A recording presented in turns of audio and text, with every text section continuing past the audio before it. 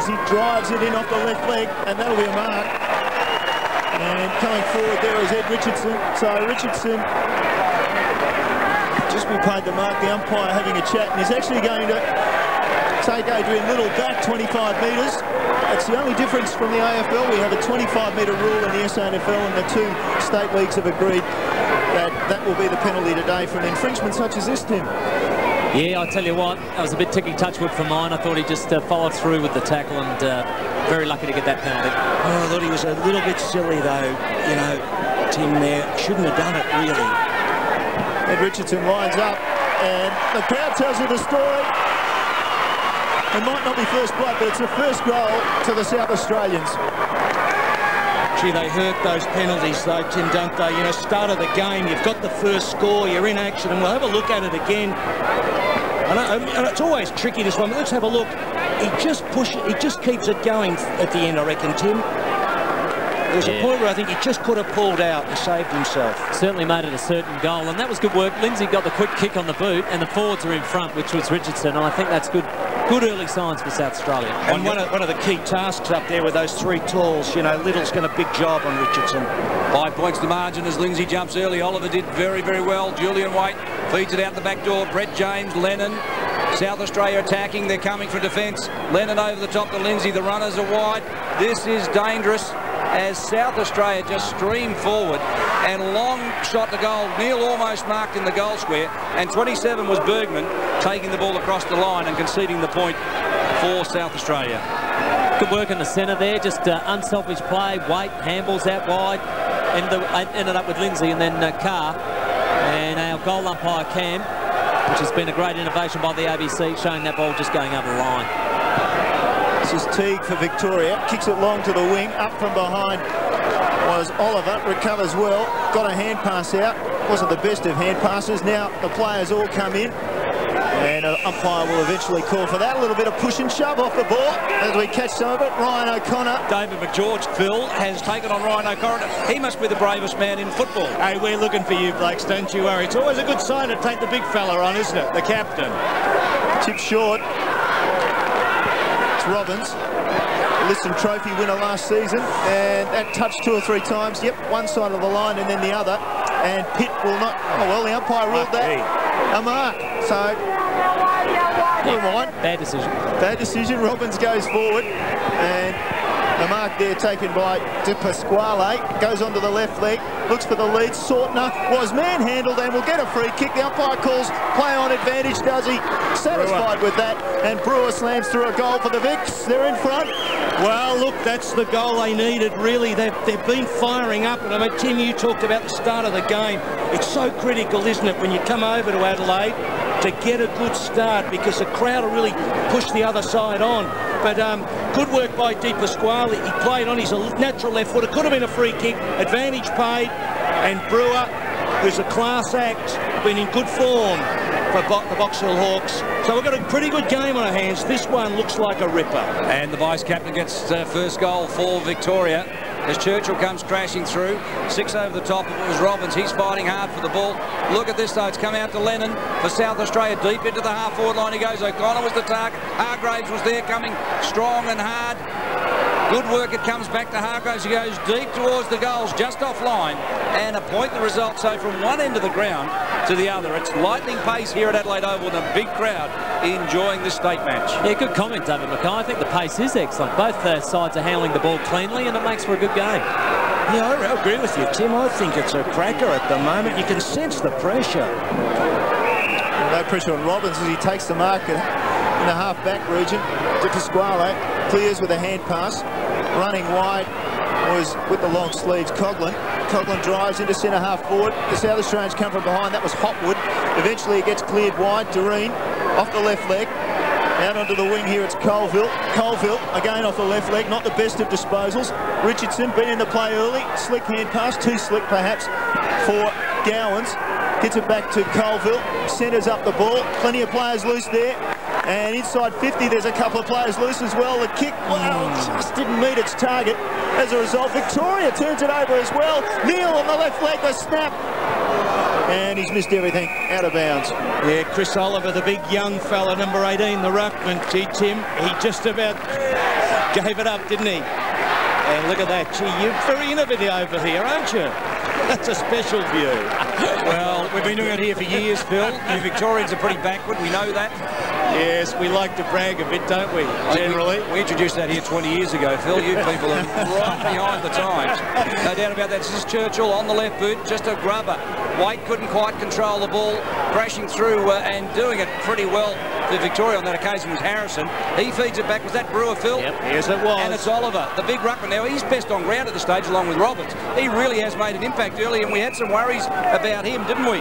But doing it well was Josh Marnie coming through. It's now 24 Adam Coughlin towards half forward, and Jamie Tate, this athletic fellow. Now, he's played state of origin footy, this fellow. He is a class above some of these blokes. Yes, well, they're going to really use that ball a bit better when they get inside 50. They've just sprayed it. Well, that lead from Hargraves just couldn't get onto the chest mark. As a result, Brewer, quick hand pass, Oliver jams it on the boot, out the centre wing, tracking the ball across, and taking the mark was Doreen. So Doreen chips it short. Got a loose player there. It's James Gowans. The Gowans twins are playing, James and Chris from Central District. The reigning premiers here in South Australia. Richardson. There's a few people, Neil, that will claim the Gowans boys as Victorians, by the way. From Werribee will do, Neil. Morton on the leg and just sprays the kick, just put off by the tackle there coming from Oliver, and it's out of bounds in the forward pocket for South Australia. We don't mind giving you a couple of players to help you, of course. Don't worry about that. But can you spot the pair of them? Can you separate them? By the numbers on their back, Phil. Identical twins. James Gowans is playing in 16. Chris is in number 11, so we'll watch on. This is James. Feeds it out to Morton. Couldn't quite get the handball away. Plenty of pressure out there. O'Connor comes crashing through. Morton cleverly done to James. Concedes a little bit of ground. Now it's Lindsay on the left from 50. Just drops it deep into the pocket. Coughlin let it go over his head and out of play. This is a cracking pace. Great entertainment. Look, it is a really good game, and it's great for the domestic codes and for state football to see the two colours going around. Good pace. Great atmosphere. Oh, 1 point the margin, and now it's 2. That was a great effort by Danny Morton, wasn't it? Yep. Very quick to get the ball to boot and almost pulled off a miraculous goal. Just worry South Australians are making a lot of thrusts at the moment, but not getting a lot of results from. Sometimes you can use up a fair bit of energy doing that unless you get scoreboard pressure on. Boys, from down here on the boundary line, you were talking about how to tell Chris and James Gowans apart. Well, Chris is the one on the interchange bench along with Samson Collins and Dean Howard. Good call, Michael. Well, this is from the fence. They've worked to fool the Victorians. Robbins has met hard. Turnover wall. The umpire comes in and says too high. Lucky. And that's a Victorian speaking. They just overused the ball a bit here, and Robbins gets collected. Lucky. Very lucky. In fact, the player was turned with the tackle. You'd be very disappointed having that one played against you, I think, Tim. Yeah, look, in the end, I think the left arm did come over the shoulder slightly, so the umpire being on the other side probably had a good view. Very soft, Tim. Robbins kicked a couple for his club last week, but he sprayed that one. So the minor score brings Victoria back to a margin of 1 point. So 1 point down at the moment. Early days, 10 minutes into the opening quarter here at the Adelaide Oval. Pasquale off it with the blood rule there, but Robbins really should have pinged that goal. Did all the hard yakka. Just been in good form. Yeah, it's regardless whether you earn the free kick or not. I mean, you've got to nail them, don't you? You sure do. Now, Frost has whipped his jacket off and he's come on. Yeah, former Liston Trophy winner with the Werribee side, who are on top of the ladder. He's a good player, Frost. Look at this huddle in the middle. Another interchange as well while that was going on. Malloy on for Harrison, who started on a wing for the big V. Colville, one of the best players not playing AFL footy. I can tell you, he's a terrific player, this kid. Brewer and Gowans, what a good battle that'll be today. Lindsay comes crashing through for Victoria. Support comes from Travis Robertson. Over the top is Gowans, and what's the decision here, says the umpire. It's a bounce. Interesting, David, on the kickouts that the Victorians are manning up rather than zoning up. So they've all got assigned tasks, which is very interesting. Most times in Victoria, they use a zone defence. Oliver pushed out of the contest. Lindsay won that one. Down it comes Squire. Tries to crash through. Claimed in the tackle by McGeorge. He goes to ground. Gives up the ball, and now it's on for Young and Old out there as the players congregate, and that's holding the ball, says the umpire. Gowans takes the free, called down to play on. He went off his line. The Victorians moved to just close him down, so he's forced wide to the far side. Out underneath that, not being able to take the mark with Squire and Churchill. for Victoria. He's been prominent early, the little red-headed fella. Goes long and wide. Great punch away, Archie. He's got the job on Nathan Saunders, and he'll have his hands full today. Yeah, well, Saunders is a high flyer, so that'll be a good contest. When he gets on song, Saunders, he can really produce some big things. Don't worry about Archie, Phil. Yes. He can go with the he's best. from the territory too, isn't he? They produce some good players. That Archie family, He's big a family up there. Victoria, now Oliver just floats one across the top, and it ends with Neil for South Australia, and that kick ends up being knocked out of bounds. Yeah, I'm really impressed with this game. I just reckon that South Australia, for their point of view, they just need to get a couple of goals to settle down. The Vics have really, well, taken the initial onslaught, and they've just settled down a bit quicker. I Tim reckon. Hargraves has dropped 2 chest marks and has had 1 ball kicked over his head. He could have 3 goals by now. Yeah. So here he goes this time. Yep, out in front. Hargraves leads well. Daniel Hargraves takes the mark. And a perfect piece of delivery, that too. Well, this could be the one that settles him down. Yes, it's interesting, Tim, with Coughlin. He does often play taller players, but he doesn't have a great deal of height, you know, so he can be worried by a player like this. It's a bit touch and go, this matchup. So the leading goal kicker in the SANFL competition, Hargraves, has 46 from 10 games, and he has his first this afternoon. South Australia just skips away a little bit. That's good. It's rewards for some of their the work rate that's been around the defence on the midfield. Danny Morton's been in everything so far. Nice little handball out to Colville, who's been active, and that's a great pass. Nothing Coughlin or I reckon Silvani could have done about that one. No, you're right, Tim. It's very, very difficult once they drill it like that. Beautiful pass. A good set of matchups there in that back half, isn't it, for the Vics? You just see the little bit of height advantage Hargraves has. Coughlin's a very good player, though. He fights back. We've got a good game on our hands here. Pasquale's nose has stopped bleeding. There was blood on the jumper, so he'll come back on the ground in number 17, chaps.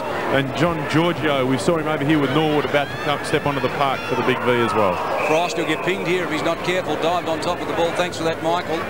Look at the congestion of players around the ball as Frost gives umpire Jason Quigley the ball to bounce. You've even brought a Victorian umpire with you today, Phil. Yes, and he said he would like to see Victoria win the game. I did hear him say that in the airport lounge. Fair enough. O'Connor doing the ruck work. Brett James is clever with his hands, isn't he? Neil seems to have gone onto a wing, by the way. Named in a pocket, and look at this. Hargraves in front. Now, I called it earlier. He's been out in front 3 times, missed 2 chest marks, and 1 went over his head. He's kicked 1 goal, and now an opportunity for goal number 2. He could be the difference. David, I watched him warm up. He dropped about 4 or 5 marks in a row, so the biorhythms have been off, but they've got to be all gone now. 46. I'd say he's going to be a good Coughlin likes to play closer to the goals, and the more Hargraves takes his man out into that open territory, the more difficult it'll be for him. This fellow's had experience with the Bulldogs and Fremantle. Leads the SANFL goal kicking with 46 for the year from the bottom pub, if you don't mind, but he misses this time. He's got 1-1. Interesting too at the other end, Saunders at centre half forward has gone off. They've hit him to centre half forward, the Springvale player. So they're ringing the changes there, the Victorians. Got to stay in the game. Well, there's a short pass out from fullback Marnie. Just assesses, and he decides to give it to Giorgio, who kicks it short and just inside that line. That's Bergman.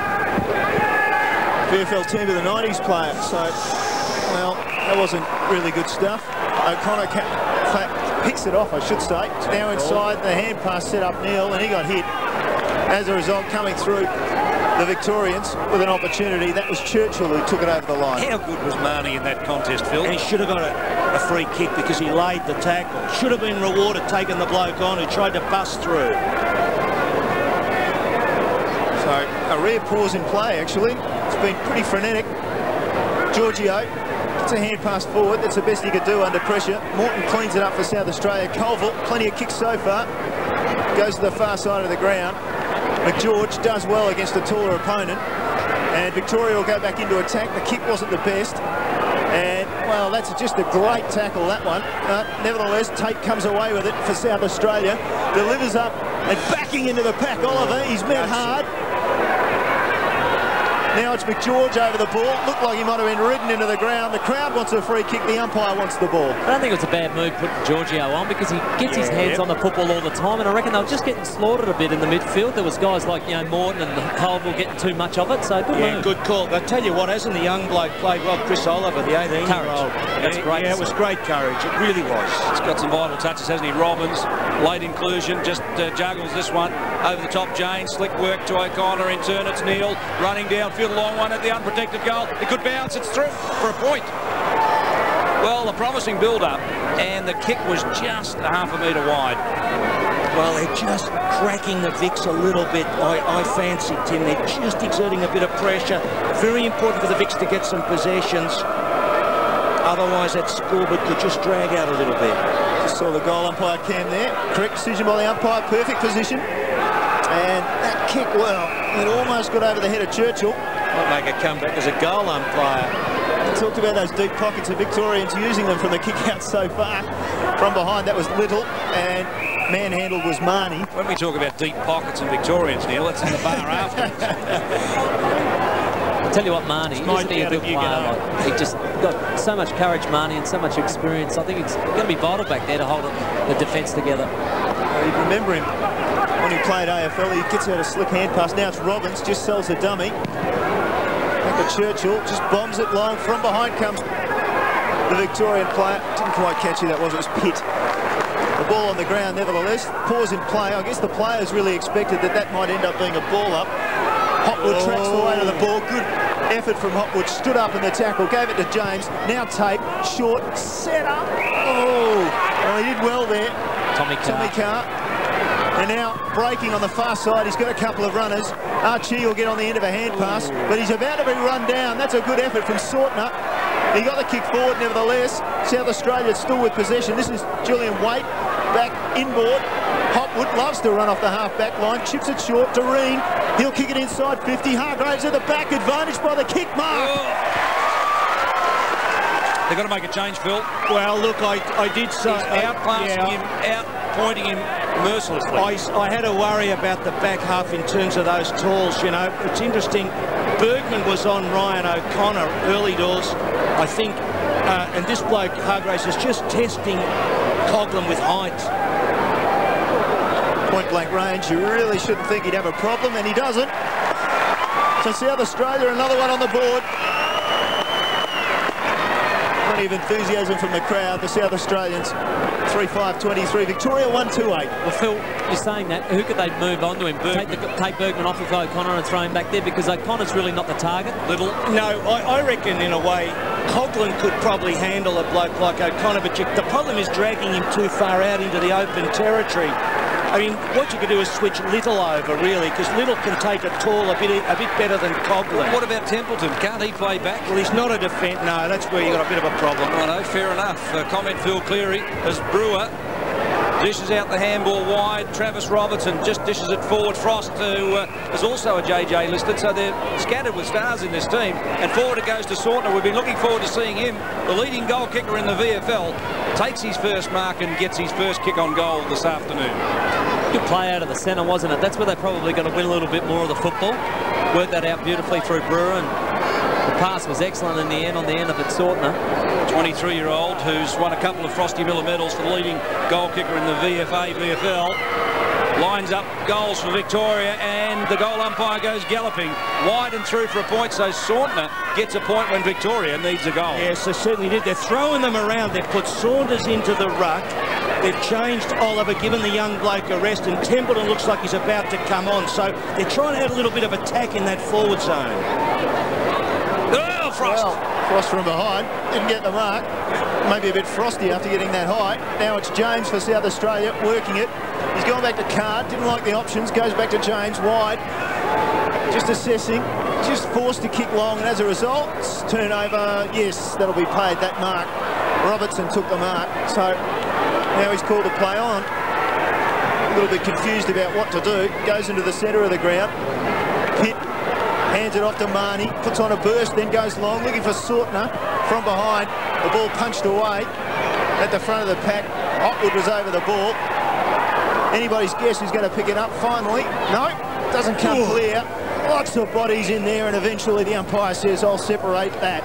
Well, they were working hard under the deck there, the Victorians, but just couldn't get a free possession there. Not marking enough balls inside 50. It'd be interesting to see how many marks they have taken inside 50. Not a lot, I would reckon, at the moment. Fair enough. Archie dishes out the ball. Brewer picked it up when James Gowans couldn't get clear, turns it around the corner, bounces inside the line. James is back there. Now, you talk about best on ground. I reckon James is finding plenty of the ball. He's been dangerous, but so's too Robbins for Victoria. Yes, well, he's got to get a lot of the possessions, and but we need to find some targets in that forward half. The ball comes back in. Lindsay for South Australia. Thumps it down towards the goalward side. James Gowans releases the handball back to Brett James. Saunders did very well, tried to kick the ball out, but smothered beautifully by South Australia. And Saunders just gives Gowans a little bit of a pat on the head. He did well in smothering, and Richard Williams will bounce. We played just on 22.5 minutes in the first term. 23 plays 9. Victoria certainly need a goal here. Lindsay paddles it down. Jamie Tate releases Julian Waite. The Port Adelaide player is very clever generally. Oh, but Marnie was very clever.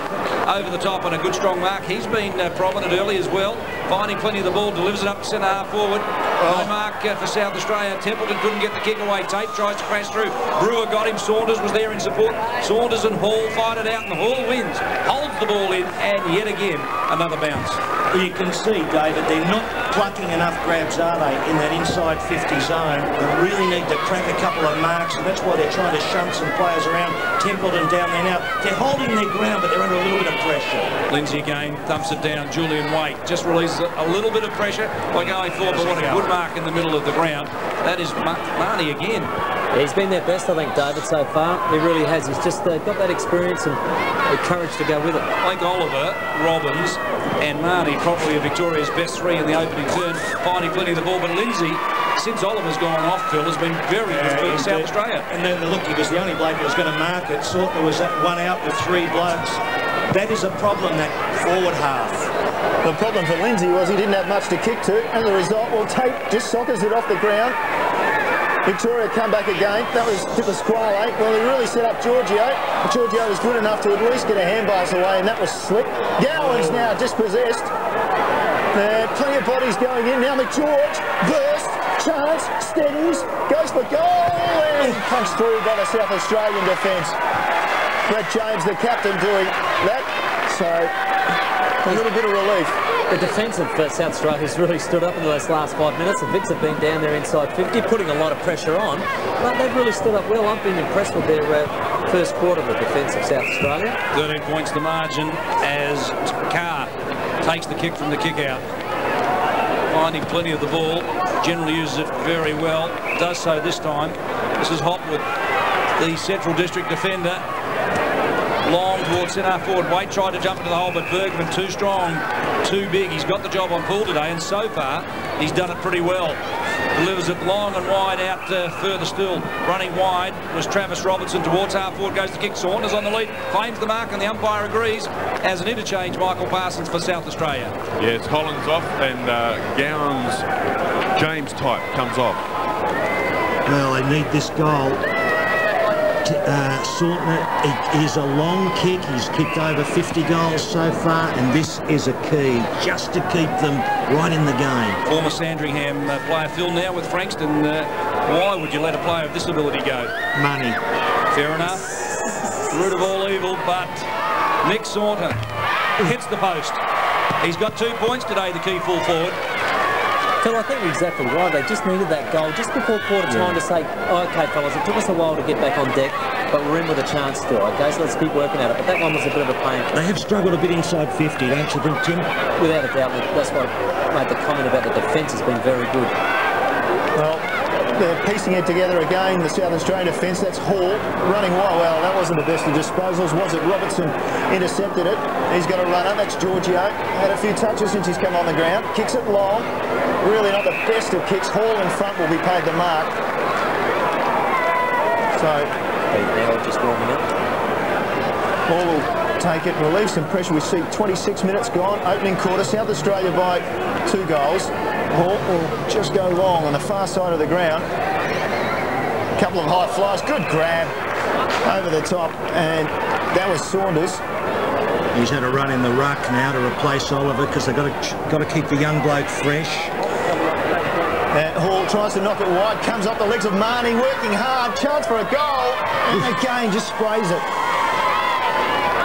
You'd have to say the first 5 minutes was all South Australia, then the Vics got themselves back into it to steady it down, and you'd have to say then this last 5 minutes has been all Victoria. Yeah, they're right in the game, Tim, there's no doubt about that. Jeff Motley at the back there with the sunglasses on, champion for South Australia, played for Victoria when they defeated South Australia. Peter Motley to the left, the former Carlton and Sturt star. There's Jeff, and there's Peter, son and father.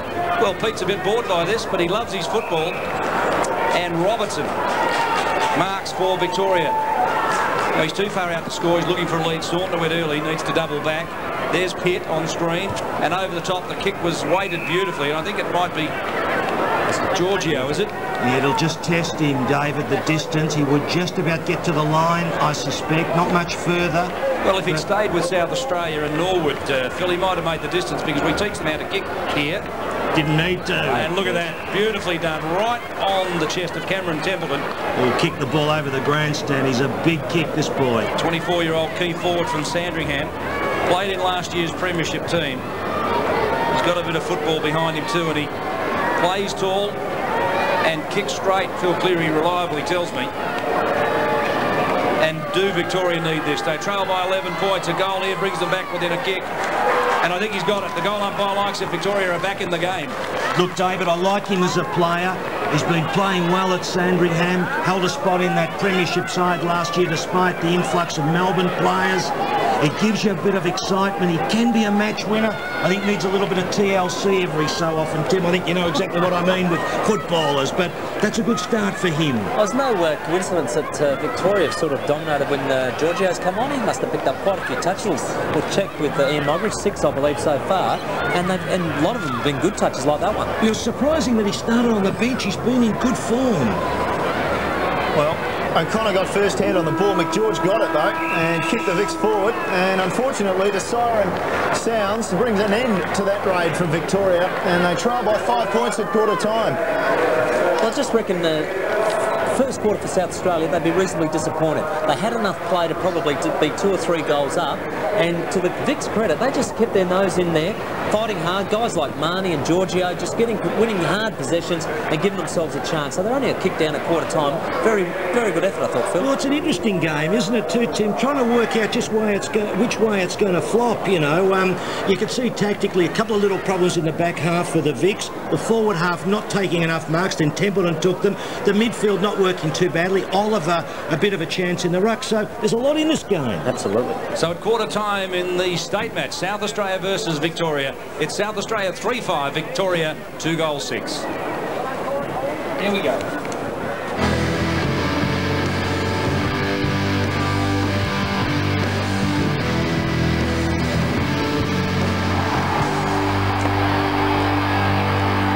Not a bad start, is it? A state game at the Adelaide Oval, and the Vics and the South Australians right at it.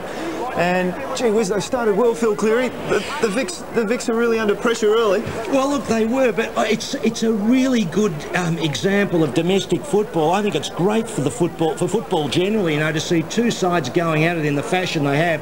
And there's nothing much in the game. We've seen great football, Tim. You know, it's been really quality stuff, plenty of pressure. I've enjoyed it. Well, it has been, hasn't it? I've quite enjoyed it as well. Good, clean stuff. You can just see that both teams using the ball fairly well. This one a good lead, great effort there. It was definitely a free kick, and Brewer got the advantage and just snapped around and kicked a great Deep goal. Pasquale, the left footer, he's with Coburg. He's done pretty well, young player. So you know it's good to see the young blokes in amongst. They picked a pretty young side, the Victorians, and they're right in the game, and that is a good thing.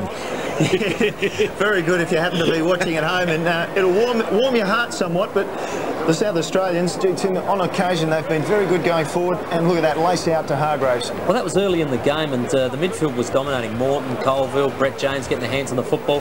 Daniel Hargraves started a bit rough early, started to miss a couple of marks, but then just settled down with those last couple. Got 2 goals, and he should be right for the day now.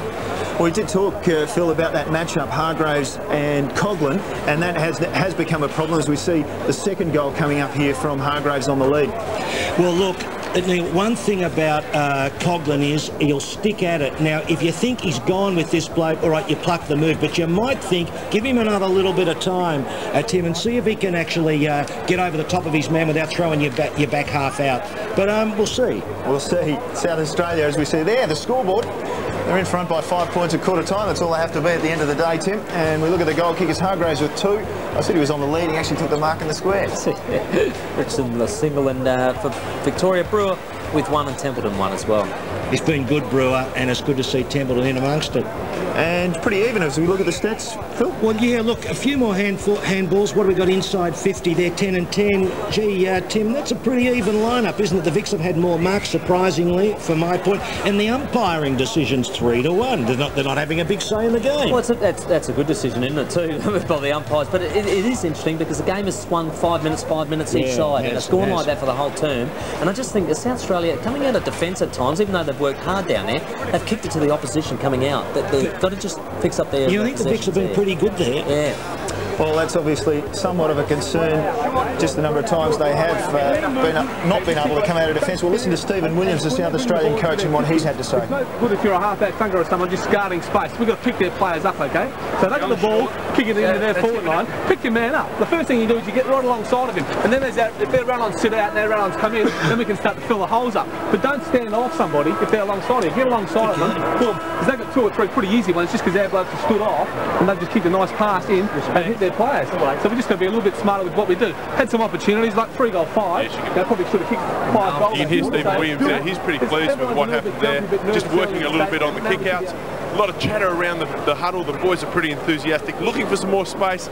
Give the first option. They say when you get it, look backwards. I guess that's one of the things that they're just trying to put into the team pattern, if you can do such a thing in a state game. Donald McDonald, on the other hand, again, pretty happy with what happened there. Looking at through centre rotation to keep the legwork up. The forwards, well, he felt that they needed to take a couple more catches, but just stay mobile, he said. Keep moving around, use the space of this big paddock. Oliver is really happy with the way he started. You'll see him come back onto the ruck. But Donald McDonald, he's pretty happy with what's going on as well. Thanks for that, Michael. Yes, both coaches pretty happy from the sounds of things. Stephen Williams' theme there of pick up your players. Well, I suppose that's sort of true, you know, but I think the Vicks have just lifted their game, and I suppose that the South Australians just need to make more of those forays inside 50 too, because they've had enough chances. Especially early, but the Vicks did fight back fairly well, and Oliver starting the game off, they've got to get enough out of the middle, the Vicks. That's where they lost it early. If they can get enough out of the middle, they'll certainly make an impact by half-time. Well, 5 points the difference at quarter time, boys. Who's going to win from here? We haven't had a selection, so who's going to win? Oh, look, I think the Victorians are in with a chance. I mean, we always like a close game, don't we? Not to come over and get flogged, but they're in with a chance. I think tactically it's going to be interesting, Tim. It's a matter of how they move the sides around. Already you're seeing patterns emerge, aren't you, with the coaches shifting play, certainly the Victorians, and if they can get it right, they'll stay right in the game and be a chance. Yeah, I think this quarter's important for both teams, just to make sure that one keep in the game for the Vicks, make sure that they're not too far away at half-time. South Australia would want to convert it a little bit more than what they did in that first term. You're mentioning about switching around things. It's a good test for both coaches, I suppose, if they do have some thoughts of coaching in the AFL. Well, look, Donald McDonald's had 9 years with Werribee. He's a premiership coach. He's taken another side to the grand final, so it's a big challenge for him. He's been good to date. I think he's moved the players around carefully, and there you see him on screen. He's a passionate man, you know, the former Kangaroo player. Got a big task talking to Bevan Malloy there. It's a good day for him and for Victorian football, and he's got a smile too. That's good. Well, that's good experience, isn't it, from a coach? And if they could, I think whatever comes out of the coach reflects into the players, and that's the way he's sort of obviously saying, hey, get out here and let's enjoy this day today. Well, it was interesting that you know, before the match and yesterday, Donald McDonald's very relaxed about, look, you know, we're out there to be competitive, and look, he was saying yesterday, I don't know so much about winning. I'm sure he wants to win, and I'm sure that he wants to speak to Michael Parsons, and we go down to Michael now talking to the Victorian coach. Yes, Donald, you'd be pretty happy with the commitment in that first quarter. How did you see it? Oh, commitment was good. You know, it would have been good to put a bit more scoreboard pressure on them, but you know, it's a good opening for us. Any particular changes you've thrown for the second quarter? No, we'll just keep moving it around. Thanks very much. Giving it all away. Thanks, Donald. Giving it all away. Well, I don't know about that. I think he was pretty guarded. He's a good man. Believe me, he's a good man. We're just about ready to start the second quarter. David Mackay will pick up the commentary for you right across the Northern Territory, South Australia and Victoria. Thank you, Neil. Welcome if you've just joined us. South Australia lead by 5 points. Daniel Hargraves, the former Fremantle and Bulldog player playing at full forward for South Australia, has 2 goals. Nick Saunders, the full forward for Victoria, has 2 points. As Oliver, opposed to Lindsay and Ruck, throws it down the throat of Robbins. Robbins steals it away, claimed by Morton. Brewer tries to crash through, gets the handball away. Marnie was very clever, gave it up to McGeorge, who drives it towards half forward. Bounce on that occasion for Victoria's. Hall head down over the top of it, cop one high, then cop one low, and the umpire will bring it back. He played the advantage, but it wasn't. And Hall will take the free defensively for South Australia. Chips it wide, over the top to Reen. Gives it on to James, who had 9 possessions in the first quarter. Top possession gathered for South Australia. Carr was pretty good too for South Australia in the first quarter. Tough, rugged player. He's got the job now on McGeorge. Drives it long towards centre forward. Richardson caught underneath it. Little the big punch away. Lennon for South Australia. Just handballs forward. Here comes Hollands, who's on the field, by the way, fellas. So there's a change being made. So too Clay Sampson, who's come on. He gets the kick around the corner. Richardson, Lennon for South Australia, combining pretty well, and Hollands marks in front of David Teague, who's also come on, Phil. Just to clear up that microphone up. Just to clear up who's sitting down now for South Australia. Gowans, Hopwood, James Gowans and Damien Squire. You knew my microphone was off when you asked me that question, didn't you? It's what we do. We sabotage you, Phil. Yeah? Anything. And Colville, I promise you, this fellow, he looks good. Should have been taken by a couple of clubs. He is clearly the best running player outside the AFL. And I like the rinse in his hair. It matches the jumper beautifully, doesn't it? It's all natural, Phil. A bit like yours. Yeah, exactly right. Colville, who's been an outstanding player, captain for the Eagles here in the local competition, from about 50 metres out will kick for goal. Stays over the kick, but really slaughtered that one. It was a poor kick for the young man. Good and work. Back there, Oliver's marked. This ruckman, I think his first 15 minutes before he went off, Phil, was terrific. Well, look, I had a worry with him because he had trouble last week in a game against Bendigo. We'll go back to that. Well, it's out of bounds on the full. So Hollands, off his boot, kicks it out of bounds on the full, gets a stat, but a free kick against. Yes, indeed. But I take my hat off to the young bloke at 18. He's done very well. Plenty of tension in the game. Wade just puts it inside 50, and Brewer pinches a mark. So the Victorians' chance to clear from their defensive zone. A little bit stilted at the moment. Yeah, they just got to be careful not to go too wide or too deep into these pockets. You really can get caught. Well, they obviously weren't listening because they go short and a little bit wide again. Bergman has it. Churchill to Bergman. Churchill to Bergman, and Churchill's loose again. They'll try and switch the play. They do have a runner. It's Marnie. Oh, look at him. Marnie now takes off. Doesn't like what he sees, so he goes back into Churchill by hand. Churchill now sweeps wide again. Do you feel they're being pushed wide all the time? Yes, well, they're trying to just set something up here, which you see a lot of in modern football. But yes, they've gone very wide. The kick is long, and well, that's a good strong mark there by Saunders. He's got a player loose in the middle. It's Brewer. The kick wasn't up to it. As a result, there's 4 South Australians running. They share it around. Morton closes inside 50, lines it up and punishes the mistake.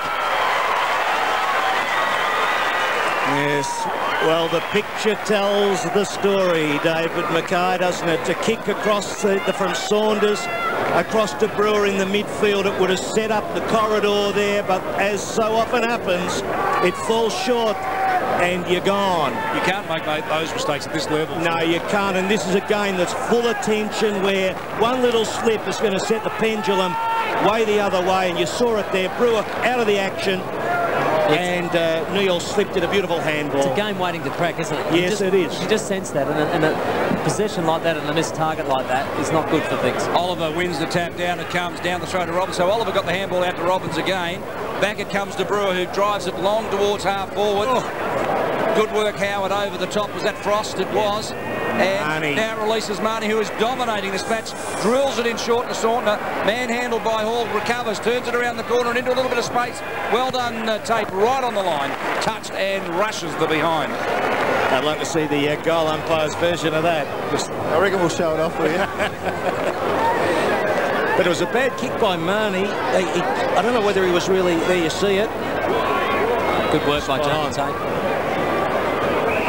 So just short, it's Hall on the far side of the ground in front of that scoreboard.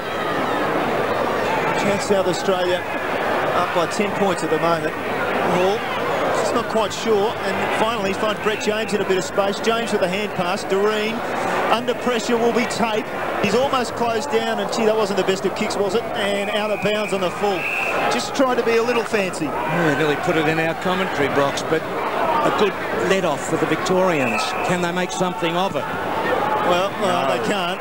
That was Sortner, who just didn't find his target. Tommy Carr chips in for South Australia, takes the mark. He's got to play a loose at centre-half forward, the big man, the ruckman, but he won't go that way. Instead, he goes down the wing looking for Richardson. He plays in front, but actually got too far in front. Hollands now roves it, taken over the line by Brewer. Umpire, boundary type, will take possession. Good tackle too, wasn't it? Just to take him over the line, Brewer, there, because Hollands is a dangerous player and he might have been able to create something out of nothing. O'Connor takes front position, throws it down the throat, but Brewer just mishandled it. James unsettled him with the tackle, and O'Connor comes. A second effort was very good. Gee, Brewer's played well. Even then, David, the way after he laid that tackle, the first tackle, then in that bit of play, he didn't give away a free kick, and he kept the ball under, so these South Australians couldn't slip it away. Now, wasn't his dad Ross Brewer, Phil? Yes, he was. Remember him, played a little bit of footy. Marnie, again, gee, you look for a medalist. Now, what is your medal called? The J.J. Liston Trophy. No, for best in the Frank Johnson medal. Frank Johnson. Now, who is Frank Johnson? He was a Port Melbourne legend and won a best and fairest at South Melbourne as well at about age 27, and played in stacks of grand finals and a premiership with the mighty Borough in the 50s. Well, he's got to be in line for that, doesn't he? The skipper, and McGeorge drives it in towards enough. I saw in the front position. Got good pace on the lead, this fellow. You can see why he's dangerous in the VFL. Well, look, you know, there were a lot of talk about him being a temperamental sort of bloke who wasn't quite up to it, but he's turned it around this year. I've got to say, I've taken the hat off to him and acknowledge him as a very good player. Just keeps kicking goals. A trail by 10 points, Victoria. Saunter wastes very little time, straightens up, head over the ball, but he's dragged it a little bit to the left, I fear. He didn't like the kick, and it's a point, so he's got 3 points, Nick Saunter, when 3 goals would have been just the tonic that Victoria needed. Yes, you see it there, because they're definitely under a little bit more pressure than the South Australians. They've just got to... They're the side that's trying to stay in the game, David. They've got enough blokes working hard, though, Phil, for my liking. You know, it's a great effort by McGeorge to snap that one around his body to get it to Saunter, and there's blokes like Marnie still putting enough pressure on. Carr clears it to Morton. Giorgio's come back on. He was very impressive when he came on in the first quarter, replacing Templeton. So Donald McDonald going a little shorter. Small for tall. Far side of the ground. Hollands with the ball off the left leg, and a good delivery, and Richardson will present himself, and presenting himself further down the ground. Well, he set him up there. Robbie Neal did well. Now he clears the crumbs. Can he get free? His tackle maybe perhaps a little low. It doesn't matter. The Victorians with an opportunity, and that was a big thump. Oh, that was Coughlin. Coughlin for sure. Now it's Pitt.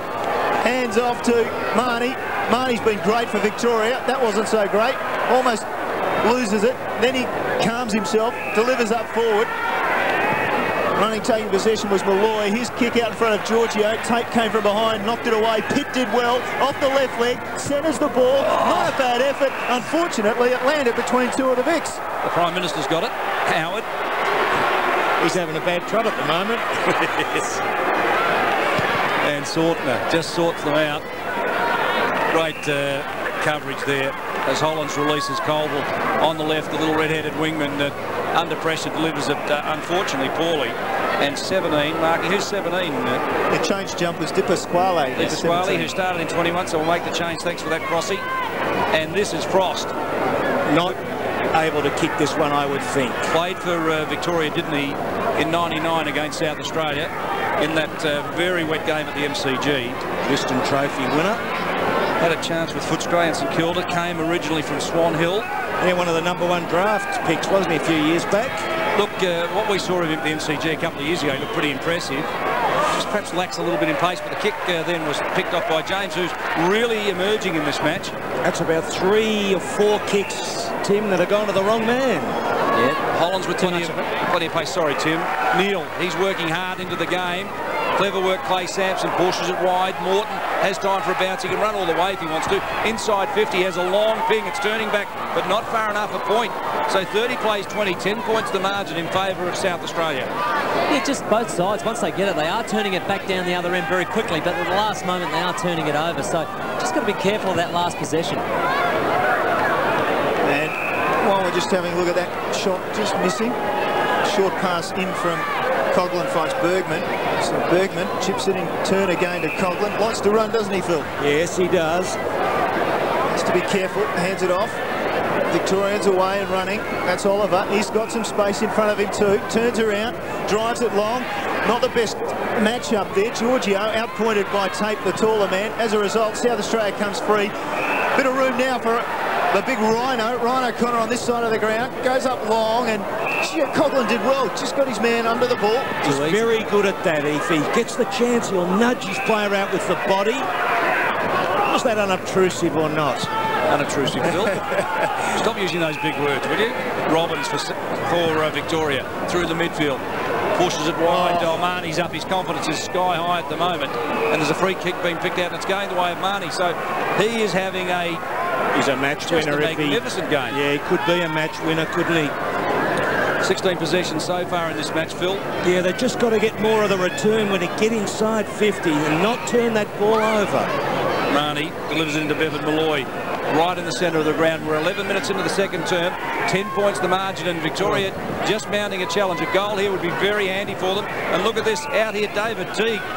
He would have been 20 metres clear from any South Australian player, and right on 50. I wonder whether he'll go for goal. A long kick. It's going to lob right on the line if it doesn't get down. Frost. Well, he's marked it, Frost. Gee, you could see him going for the run, couldn't you, Tim? And he's a big flyer. He's gone with the flight of the ball, and he's blocked that mark in front of the pack. It's a great grab. I was concerned when I saw it because actually Victoria outnumbered South Australia in the square. There was only 2 South Australian defenders down there. You could see it coming a mile off. Nobody could block his run. The 98 JJ Liston Trophy winner. First goal on the board for Victoria this quarter. It's 11 minutes in, and Frost with a big mark converts. Well, look, David, the thing about him is if he does play in the forward half, he can trouble you. He plays like a fair income tall. Have a look at this. Look at it, Tim. Look at the run. He's coming with the flight, isn't he? That's a big grab, isn't it? Great grab. Excellent, and just reward for some of the efforts coming down into the forward line by Victoria. And the efforts of Marnie, I mean, 16 possessions, that's just outstanding. Just a rotation in the midfield for South Australia. Lindsay comes off. O'Connor has gone into the ruck. And Squire comes onto the ground to add a little potency to that half-forward flank. So the South Australian bench players there just stretching, and well, Malloy gets it out of the middle and heading towards the Victorian goals. Lennon tracks it back for South Australia, does well, peels off to Tape. Tape in turn to Doreen. He's got a player running inside. Want to be quick, it's Robbie Neal, his teammate from Norwood. Neal in turn goes up forward to Squire, but twice the Magarey medalist in the last 2 years, and he bangs home one, and a great reply for South Australia. It's a sensational goal, isn't it? For a left footer having to cut back in with the pressure coming across that side and then to punch it as hard as he did, you knew it was never going to miss. Yeah, you're dead right. It's a big call, this one, isn't it? Because Bergman's coming in at the side. You can feel him coming on his left side, and he's still got to just make sure he gets it in time. And you're dead right, he punched it. Look at that. A lesser player would have hooked the ball. Yeah, he would have. That's a ripper goal. 2 goals this quarter to South Australia, 1 to Victoria. The margin back out to 10 points, but Victoria are really going blow for blow with the Crow Eaters as Oliver from the right sets himself, the big man, right down the throat of Brew. He did that beautifully. Turning it around the corner was Malloy, and into a little bit of space where Robbins can run onto it. The ball bounces unkindly for him. Frost, Malloy, back to Frost in the double play. He needs a little bit of space, the 30-year-old. Towards half forward he goes. Oliver picks it up, but he's got some good skills at ground level. Oliver and towards full forward Sortner. All over the top, thumps the ball away, and at the back it's Carr mopping up beautifully for South Australia. Forces it wide, just heading towards the boundary line. An educated kick, beautifully completed.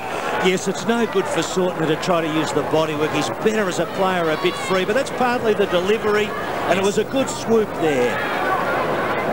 So ball back into play. Oliver just edged out of it by the big body of O'Connor. Neal slams it on the foot, reading it the better. Eventually came to Malloy. Good vision. And good vision, all right. He's found McGeorge, the captain. The McFootballer.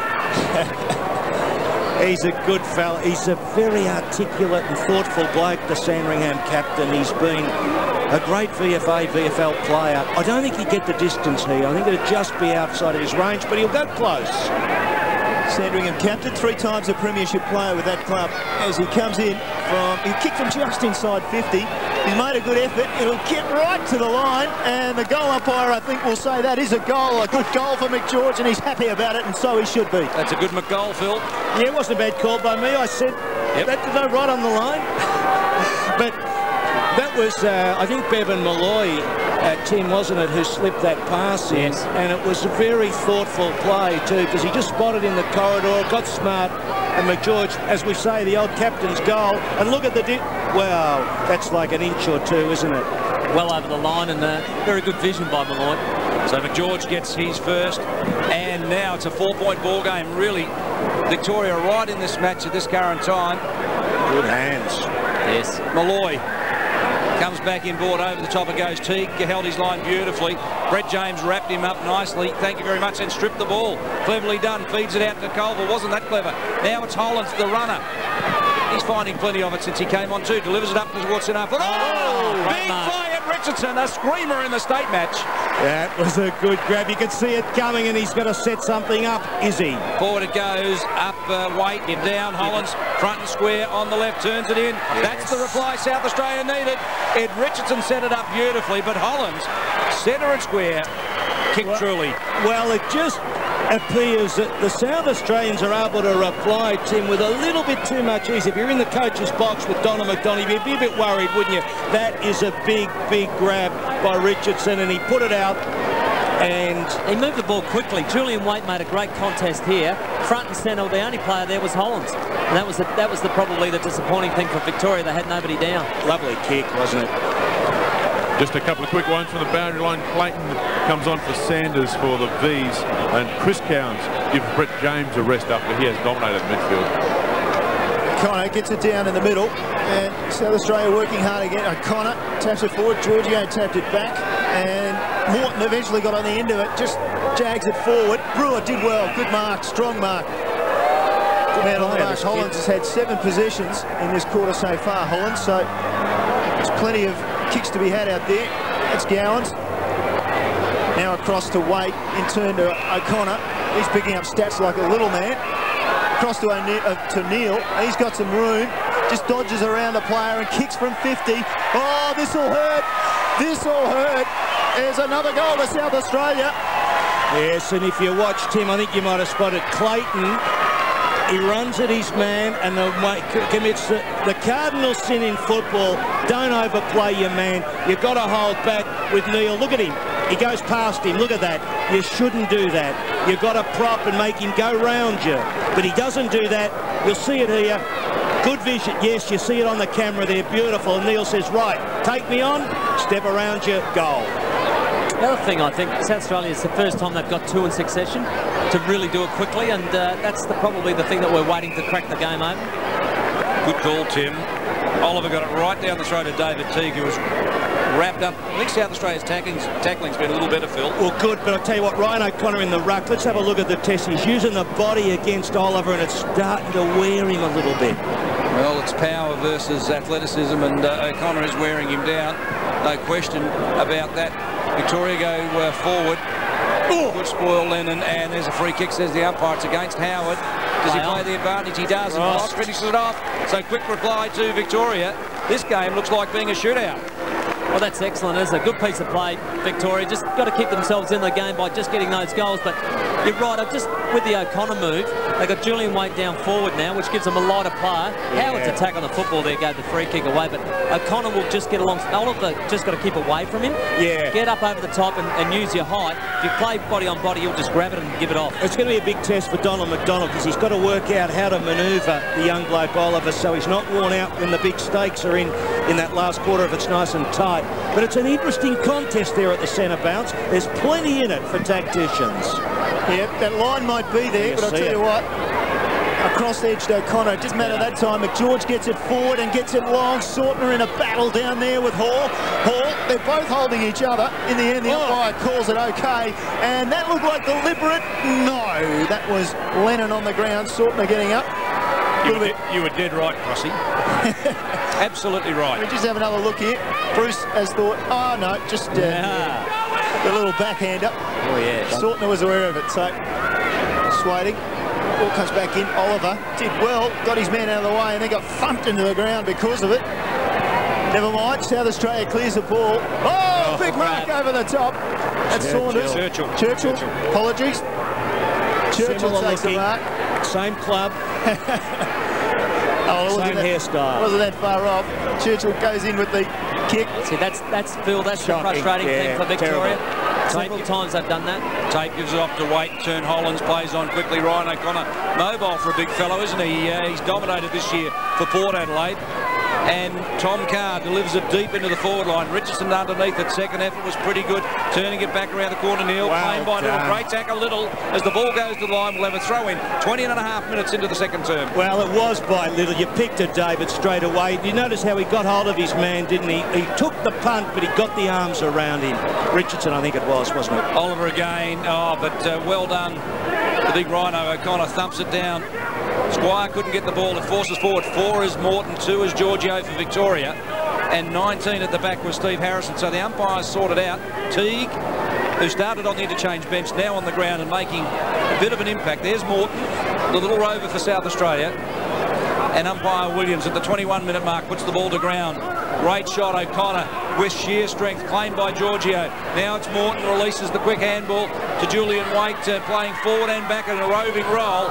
And well done, David Roberts thumps the ball across the line. 49 plays 38, an 11-point ball game. Well, I tell you what, David, I've said it a few times, I really am enjoying this game. It's got a lot in it, a lot of pressure, tactically interesting, class football. Which way will it slip? And there we see it again as I talk tactics. Oliver being rested again. Bergman from full-back. At the front was Saunders. Morton slips it away. Colville on the left goes short, and out on the lead was Hargraves. Doubles back over the top of it, almost kicking in changes. Play on, says the umpire. 20 is Travis Robertson for Victoria. Releases it out wide. 19 Steve Harrison. Well, he just didn't go hard enough, Harrison, and it allowed South Australia to reset. You did right, David. I just got the feeling with South Australia that at times they're just trying to be too unselfish. And, you know, young Colville there, I reckon if you're in range, go over the top. Well, he could have, couldn't he? O'Connor goes to the back door. This is Chris Gowans, claimed by Giorgio. Giorgio's done a great job. Very mobile player around the ground, Tim. Oh, he certainly is. He just gets his hands on the football all the time and set his teammates up. And just a quick change in the defence for South Australia. Hopwood coming on for Archie. Hopwood will pick up Frost on a half-back flank. Little claims another one in the tackle. Bergman for Victoria. High ball just under pressure. Forces it forward. Free kick, says the umpire. No, the advantage allowed to flow as Frost delivers out wide on the left, and underneath this one, David Pitt, the Springvale Scorpion. And a 25-metre penalty. Do you mind, Phil? Everything going your way. Yes, well, the ball was knocked out of the hands of the player quite clearly. I think that was Jamie Tape, wasn't it? You see it there. Howard, was it? Yes, he's flicked it out with the elbow, and you're going to pay 50, well, in our game, 50 metres over the other side of the border. Not here, mate. It's 25. You earn them. And David Pitt, the Springvale Scorpion, the 20-year-old, a great opportunity now. 11 points the margin. He can bring Victoria back within one straight kick. Stays over it. Beautiful kick. The Vics are keeping in touch with South Australia at Adelaide Oval. I'll tell you what, we were looking for predictions before the game, and I don't know that you want to really make one even at half-time here, because Victoria just keep their head down and keep moving the ball quickly. Frost has played on a couple of occasions after a free kick's been paid. Move the ball quickly and they get a goal out of it. It's good, intelligent play. It is, Tim, and it's... They're going to look like they're going to be behind for some period of the game. Well, they've been behind basically from the start only of that first goal, but they keep sticking there, don't they? They're just onto the tail of the South Australians, which is a good sign. They haven't let the lead slip out beyond a couple of goals. Interesting. Pitt kicks a goal off for a bit of a word to the coach, obviously, on the phone there. Give it up, umpire. Oh, that was a Victorian umpire. What are they doing over there? you actually produced marshmallows, Phil. That's the softest free kick you'll ever see Well, in a I ruck. think That's we what ruckmen do. we They deserved jump a up with couple. their knee. That's what they do. Well, here's a good mark across the front. Well, forget about the ruckman and talk about Sortner, because he's soared across the front of the back and taken a mark. That is an Down umpire's David goal. Mackay. That is an umpire's goal. What do ruckmen do, Phil? They jump with their knee in the air. No, he kicked someone out, I think. He interfered, as they said, but I tell you what, that was a good grab. And, well, this will be an interesting view from goal umpire Cam as well. That's disappointing. 4 points. That is disappointing. Well, from a bloke who's kicked 52, look at that. Oh, dear, Nick, you've got to be disappointed with that big mark, big chance to put the side right in amongst it. And that's the goal umpire Cam attached to the side of the hat of the South Australian umpires. An innovation on behalf of your ABC.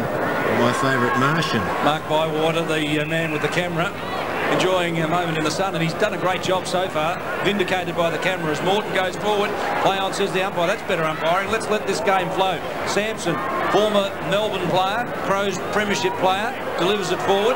Now with South Adelaide, or back with South Adelaide. Teague taken high, free kick, and the umpire was dead right that time, Phil.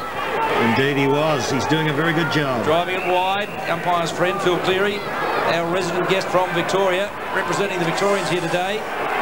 Well, missing that unceremoniously was Jeremy Clayton, and finally South Australia forced it across the line and reset. There's a touch of a tiredness about that, I thought, just for a moment. There's certainly enough players to rotate to keep him fresh, so I just think that Victoria will not let themselves get out of this contest. They'll just keep around the mark the whole time. It's been an excellent effort to get back into it this term. Tell you what, Tim, watching Dean Howard, he's number 27 for South Australia. He's stirring up a few of the Vics. Look, he goes straight through. There's no doubt about that. No questioning his courage. He's just got to be careful he doesn't get overzealous and give away free kicks. Well, ball in dispute again. McGeorge did well, took possession and just kicks it within a few inches of the boundary line out of bounds. And there was that man, Howard, involved along with Clayton, number 5 for Victoria. Stephen Williams keen to change his ruckman off the bench, but Ryan O'Connor having a lot of trouble finding the interchange gauge. Bit disorientated, you reckon, Michael? Absolutely keen to stay in the fray. Well, Frey's right in front of him at the moment, and Tommy Carr's over the top of a Victorian opponent, and that is David Robbins. Haven't paid many of those free kicks, which I think's pretty good. They've been consistent on it. They're not going to pay an easy free kick. Let the bloke who makes the play have a chance. Almost 27 minutes gone, second term. It's Donald McDonald talking to his man.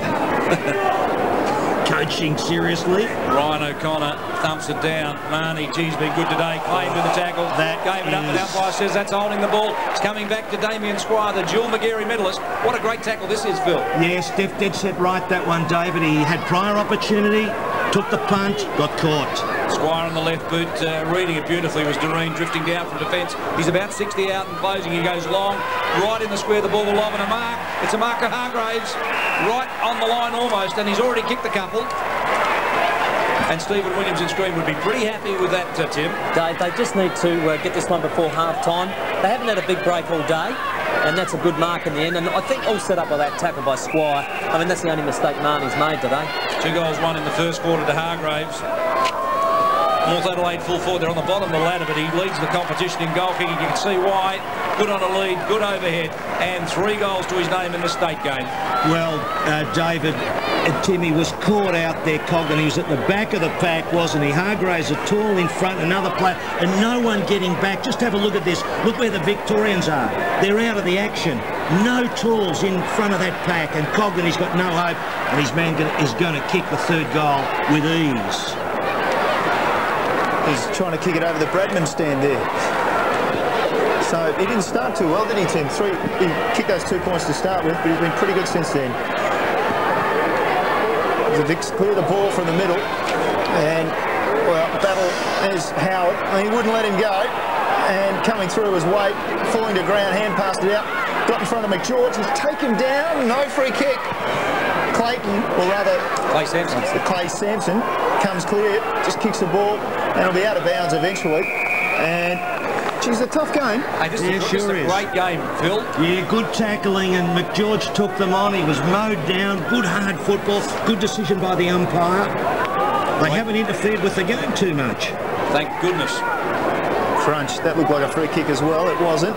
And Eventually, the Victorians work it forward.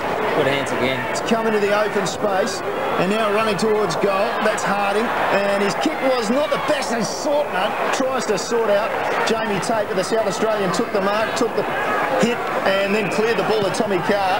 Carr down the grandstand wing, out in front of Morton. Perfect delivery. Morton's got one loose in the middle. We've got a couple of runners there. Trouble. That's Big Lindsay. Played for Victoria last time these two sides met. Kicks it long. And, good mark. Coghlan. Good use of the body. Yeah, just relieving at the back. He does work his man under the ball pretty well, doesn't he? He sure does, Dave. Robertson couldn't quite control that. Stripped away by Julian Wade. He gets it out to Colville. In turn, it comes quickly out to Chris Gowans, who lines him up. Bang! First on the board to Chris Gowans, and South Australia take a little break. Well, that was just forward line pressure. I mean, every side, I know Stephen Williams, especially as a coach, loves his forwards to put on pressure, and that was real good pressure. The kick wasn't great. Just didn't quite reach the target, and then the effort here by Julian Wade. Look at this. Terrific. Dives in, spins around, gets some sort of a handle out to Colville, and then Chris Gowans, who's a great footballer, never missed. Yeah, just a bit of pressure there. Good pressure by the South Australians, Tim, and also the little bit of poor kicking by the Victorians, adding to the pressure, turning that ball over and paying, and that lead is a worry now. Ball back in the middle. South Australia with the advantage. They come through again. That's Squire. Goes long. Just goes down over Hargrave's head. Well, they did all right and managed to rush it through in the end, Robertson. And just... You see the pressure too, Neil, at the centre bounce, where the Victorians are just under a bit of pressure. When the second string ruckman goes in, on that Saunders on that occasion, and you've got Lindsay and Ryan O'Connor rucking. 9-8 to 6 goals, 17 points. The margin in favour of South Australia. As the siren sounds, it's half-time, Tim, and you've got to say that South Australia in that final 10 minutes did a Port Adelaide. They really accelerated the scoreboard. Sometimes 5 minutes like that can win you a game, and that is the biggest margin we've sort of seen between the two sides. But certainly don't write Victoria off. The way they've played today, they might have got 2 to 3 goals down. They just keep coming back at it, keep getting those important goals. They do work hard for them, which is the worry, but they do keep themselves in the contest. Now, South Australia can go in at half-time pretty excited with what they've done. Yeah, he's a bit, for Donald McDonald, he's sort of a bit like a puppet master at the moment, Tim, and that would worry you. He's got to keep shunting players around to maintain the momentum, whereas South Australia seem to just do it a little bit easier. That would worry me. The ruck, I still think, is a bit of a concern, but they're still in the game. Stay with us for the second half. It should be a great one. South Australia lead this one 9-8 to 6-9.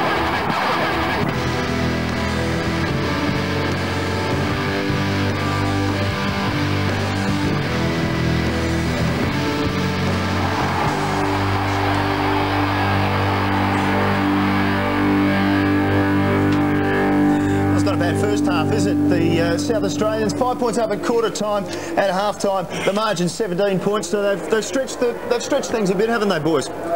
Well, yes, they have. Look, I thought the last few minutes, and Tim made the point too, that there was just that little bit of pressure being applied by the South Australians, and I've made the point, I think the constant juggling of the Victorians is going to be a question. Whether they can maintain it, Tim, I don't know. There's one thing I have noticed too, just as the game's going along, South Australia have a lot more players that can actually kick outside of 50, and that's probably going to be a difference in the end, the way they do play.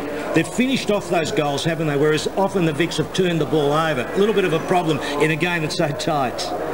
Okay, now for our South Australian viewers, here's Tony Squires with this week, I'll get it out in a moment, this week's quiz question. G'day, Quizmaster Squires here from the FAT with this week's footy brain teaser. Now, I don't need to remind you, you could win the football or the big one. An end-of-season trip for 2 to Sydney, including a visit to the glamorous Gore Hill Studios to watch the FAT, the 7:30 report and the Law Report. It'll be a Monday night you'll never admit to. This week's question is, which state league did the SA NFL play against last year at the Adelaide Oval? Call 1900 999 116 with your answer. Call early, call often. See you next week. And keep calling because you may find it trouble to get through. Which state league did the SANFL play against last year at the Adelaide Oval? That's this week's quiz question. Last week's winner was David Jordan of Largs North, answering correctly that the 2000 minor premiership was won by the Eagles. Well, now a treat for fans of SA footy. We're going to have a look at the last time these two sides, the VFL and the SANFL, met. That was in 1999, and we'll go to some highlights of that victory for South Australia. And the big weekend is underway at the MCG, and the Victoria, it's early signs that it's going to get rather physical. Brewer has had a great season with Box Hill so far, number 7 there for Victoria, laying the tackle. Brewer, centering kick, Reynolds coming out, couldn't get it, knocked away was Heel. Victorians managed to shovel it forward. Sean Smith, the full forward, wrestling there, gets the ground, plays for the free up against Hall, and it's socketed through for the opening score of the match behind from John Giorgio. So that's our opening score here at the MCG, where it is pretty wet, wild and windy, but we're looking forward to a good contest. That ball slips to the back of the pack. Kelly shovels it away. Chance for Brewer. Impressive early. Finds Frost. Better set up here for the VFL. Frost towards half forward, just over the head of Taylor. Coming out Smith. Hasn't really had a good chance yet. Now he does. Gets the hand pass out for Clark on the left from 45. Has it got the carry? Yes, it has. Opening goal of the match from Tim Clark of the VFL. Brown towards centre half forward. Pavlich out on the lead. Brought to ground by Snipson. It's Danny Holm on the left foot. He tries to bend it back. It's working its way back. It hit the very top of the goal post for a point. It was a good effort. Chance. Now Holm, who's got one, flicks it wide. It's good work to Harvey, who straightens up and hit the post. So the South Australians are unlucky. We're 21 minutes in and they've hit the post twice. Sliding into it, McCormick couldn't gather it. Soccer off the ground by Lees was good to the midfield. Now Harvey to try and set the SANFL up. Pops it out in front of Pavlich coming forward. He takes the mark 55 metres out. Just forces Snipson back onto the 50-metre line. Decides to go short. Pops it out towards Miller. West from behind, punched it away. Still Miller the chance. Gets the hand pass away. This is good. Yes. And it should result in a goal for Scott Doreen. So Scott Doreen directly in front, as you can see, via the camera behind the goal at the city or main scoreboard end of the MCG for the SANFL's opening goal. Got it. They're on the board with their first major. Snipson. Well, isn't he prominent? From inside the defensive 50, drives it long towards the grandstand wing. Just coming on as Gibson, and he goes for a bounce. Well, that's confidence, I can tell you. He's obviously in good form, and he's done it pretty well, hasn't he? Put it in beautifully, and Giorgio marks about 10 metres out, almost directly in front. Well, it was a beautiful piece of work. Giorgio, who had a stint with Norwood in South Australia, started as a 16-year-old with St Kilda, and now playing with Frankston from point-blank range, puts it through, and Victoria get their second. Taken by Harvey towards half forward is good. Now Doreen, the goal kicker for the SANFL this quarter. That's a good weighted pass for Holm on the run from 45. Decides against going for home. The Victorian had the big man back, but what a mark over the top from Pavlich. That's how you kick the ball to a forward. Give it air. And when there's air, David, the backs are under a lot of pressure, aren't they?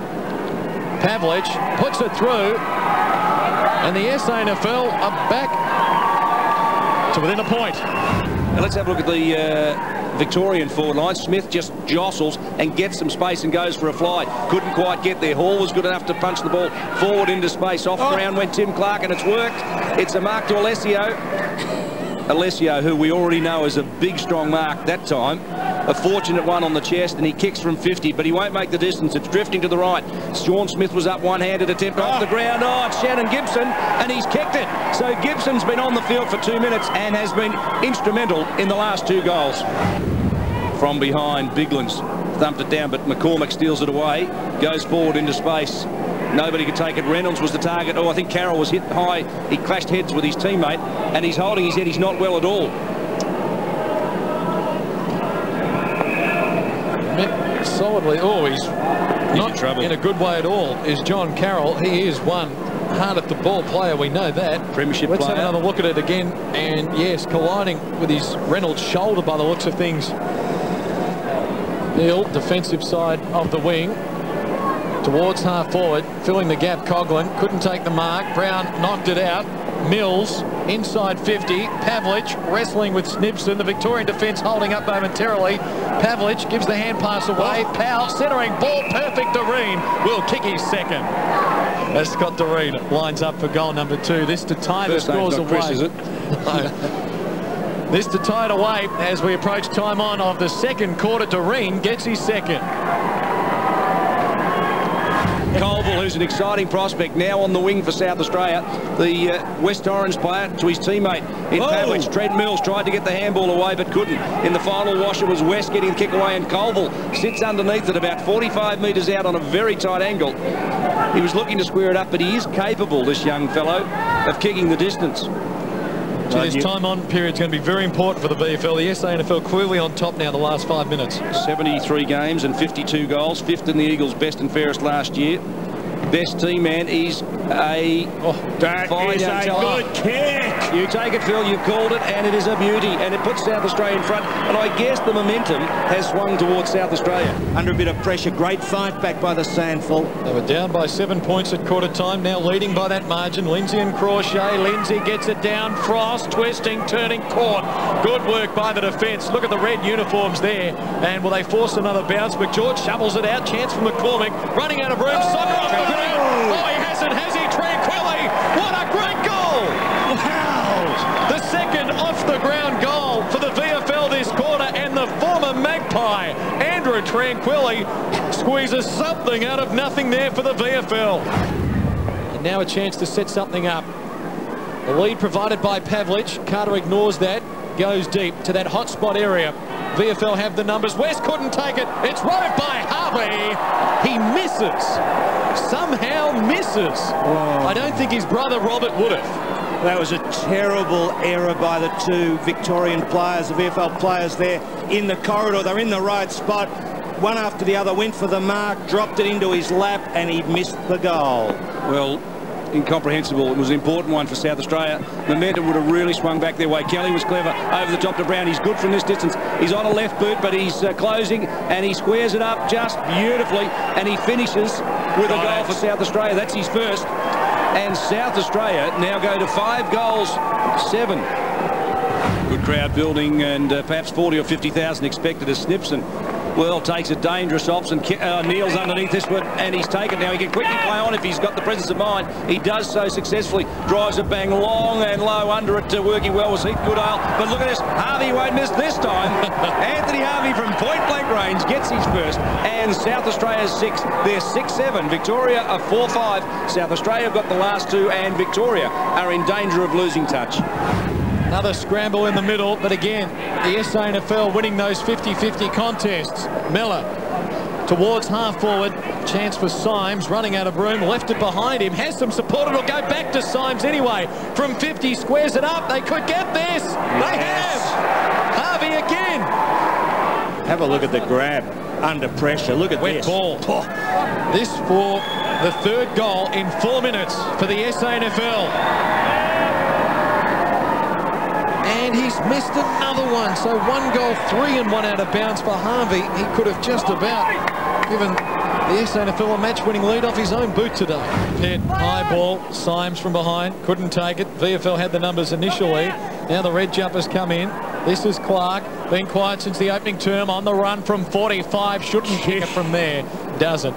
It is another behind. So both teams spraying a couple of chances in this 3rd term.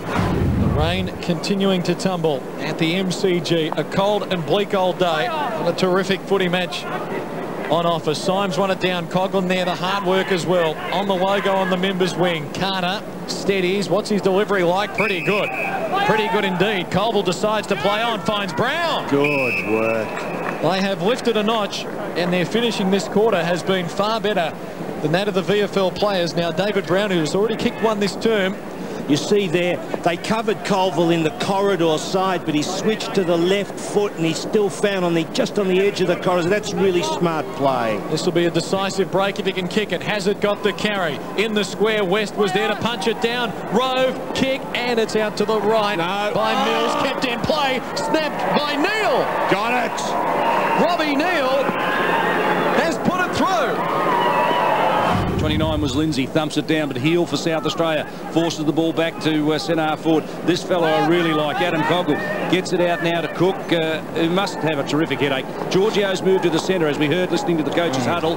Kelly has dominated since really midway through the second quarter. He has starred in the centre for South Australia and will feature high amongst their best. Heel over the top of it. He's had a good day on a wing. Gibson, well, he has knocked up trying. It won't be his fault if the VFL lose. And Carter, probably one of South Australia's best, went towards the line but couldn't quite keep it in. And now he just ducks back and takes the mark. He is in everything at the moment. He has been terrific, no question of that. I just looked over your shoulder, 18 possessions to three-quarter time for Carter. Adding on that, this is a chance. Good tackle! Scott Taylor, play on goal. Matthew Brewer kicks it. VFL back in touch.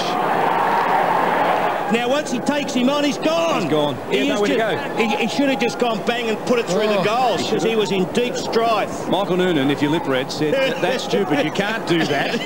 And he'd be dead right too. And the VFL now are attacking again. Scott Taylor off the ground. Unbelievable goal for the VFL. And that one, another soccer goal to Scott Taylor, has really brought Victoria back within touch. What a goal! You can't believe they've soccer three. Unbelievable. In a month where there's so much talk about soccer and the Manchester United boys, this is just classic. A team lifter. Oh, 9 points our margin. The VFL inspired by a couple of passages of brilliance there. Redner caught illegally. No, says the umpire, play on.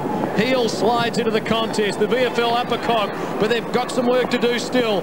Miller, the centering ball. Neil, good touch. Could result in a goal. Handball over the top, and it will be a goal for Harvey. He's got his second. The rain coming down. He must kick this. He turned down a good chance. And he does miss. Won't get the distance. Oh, Lindsay!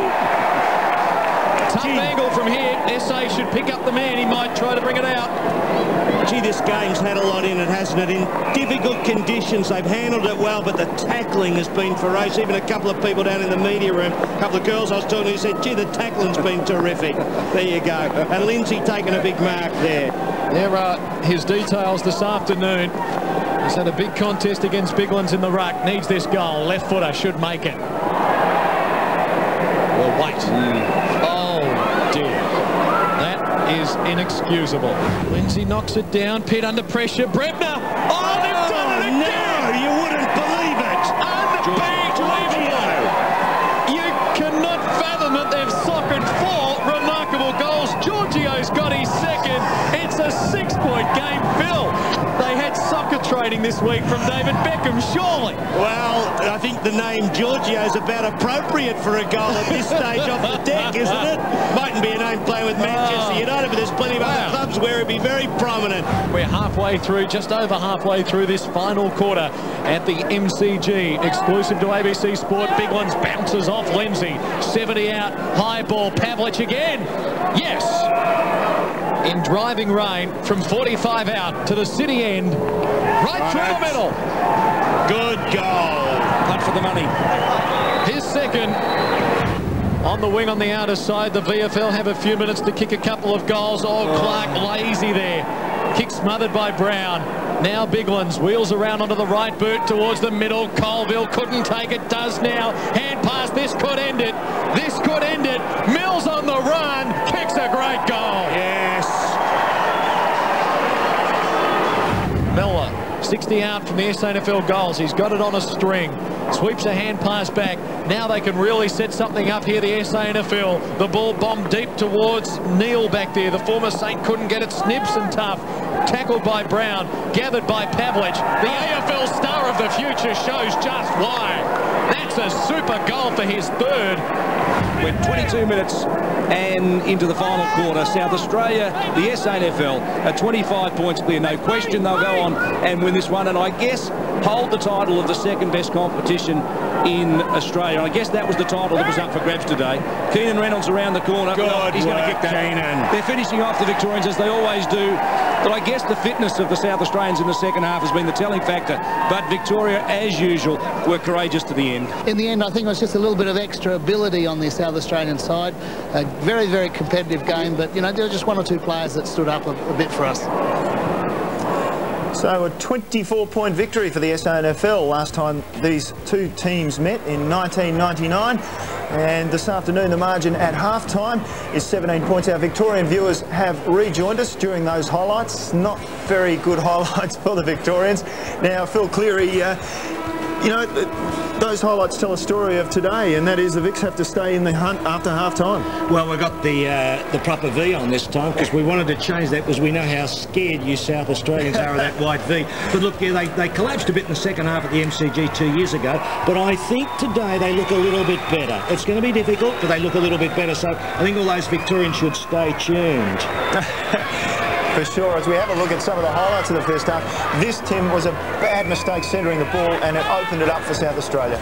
Well, we made a comment that perhaps South Australia look a little bit better with their hands, and on that occasion there was 3 or 4 handballs, all hit the target.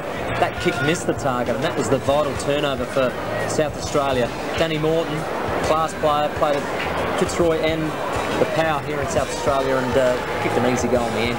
And Phil, the Victorians, they did have a period of dominance in that second quarter. Michael Frost up forward, he did a couple of good things. Oh, look, you know, he's a class player, and he can hurt you in the forward half, Neil, because you can see he can play as a tall, come off the flank and do some big things. We need him to fire up, and of course we've got a few other players there. We're going to look at David McGeorge's goal too, I think, with a bit of luck. He's been good as well. He's a good, tough player. Before we get to McGeorge, we'll have a look at Damien Squire. He's been influential, Tim. He's come into his own here as we see he gets on the end of the ball. We did it in the call, just said about his class. Just ran back inside the corridor where the pressure was. A lot of other players would have hooked that out of bounds on the full. He had enough presence of mind just to punch it straight through the middle. Good kick. And again, for our Victorian and Northern Territory viewers, Squire, a dual Magarey medalist. Last 2 years, he's won the best player in the competition. He finished really well. Well, that, look, it was a brilliant goal. I mean, Tim took us through it. He could see the pressure coming on his left side, and that's real pressure. And he did punch it through, and it was a lifting game too. Okay, we look at David McGeorge. You spoke about him. This is dead set on the limit of what he can do. Well, I said he'd just about get to the line, Neil, and he did just that. He's a class player. He's a tough player, and there you see it. Really good goal. We need him playing particularly well, the Victorians. He's a bit of an uplift sort of player. He can drive the players on. He's got to do that in that second half. Yeah, unfortunately, he's kicked 4 or 5 points, and that's been the disappointing thing for him. Well, our Victorian viewers will also note that we had goal umpire cam there as we have a look now. The big mark there at centre half forward by Richardson, driving it in long. Then a good contest by Julian Waite. Front and centre, the only man there, Hollands. Wheeled around on his non-preferred leg, his left, and punched a goal. And as a result of some of those goals, South Australia leads it at half-time. They've expanded that margin from 5 points at quarter-time, 17 now at half-time. And Phil, just run us through those goal kickers. Well, look, none of your key forwards are really in amongst the action. Frost, a flanker, got the 2 goals. McGeorge, Brewer, Pitt, nothing from Sortner at the moment. Only one from I would say Templeton's got to be a big player in the second half. If he can emerge at centre half forward and do something big, if they can sort the ruck out, it'll be better. But that tells your story, that goal lineup. And as we have a look at the stats, Tim, interesting, you're pointing out the goal lineup difference, and Hargraves, of course, he's got 3 for South Australia, but looking at the overall stats, reasonably even. It's pretty even across the board. Just a few more handballs to South Australia, a little bit more possession, and probably just the way they've used the ball, just fractionally better than Victoria at the moment. Yeah, agree with that. Okay, we're going down now to Michael Parsons, who's down on the boundary line with, I reckon, a man who'd be pretty happy with the crowd today, the SANFL Executive Commissioner Lee Wicker. Yes, Lee, the comment has been that you'd be reasonably happy with the crowd. How do you see the roll-up today? I think it's a pretty good crowd. It's great to see state football go live on television. You guys are doing very well, and we think it's important to promote state football, both here at the ground, but more importantly, statewide on ABC TV. There's been some suggestions about format of future state encounters. What's your thought at the moment? Well, we met with the Victorian officials this morning, and there's no doubt both the VFL and ourselves agree that state football plays a very important role in the structure of football, and we are committed as a state league, as indeed Victoria are, to promote and make sure state football continues into the future. You sit behind the desk, but you've just given me an insight into your analysis of the game.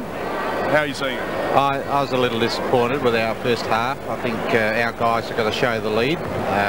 Whilst we're in front, Victoria, I think, are bridging the gap, and we've got to make sure that this second half we can get up and show the lead. I'm sure you'll be out there shouting with the rest of us. Thanks very much for talking to us, Lee. Thank you. We see the Team's just about ready to start the second half. South Australia leading by 17 points.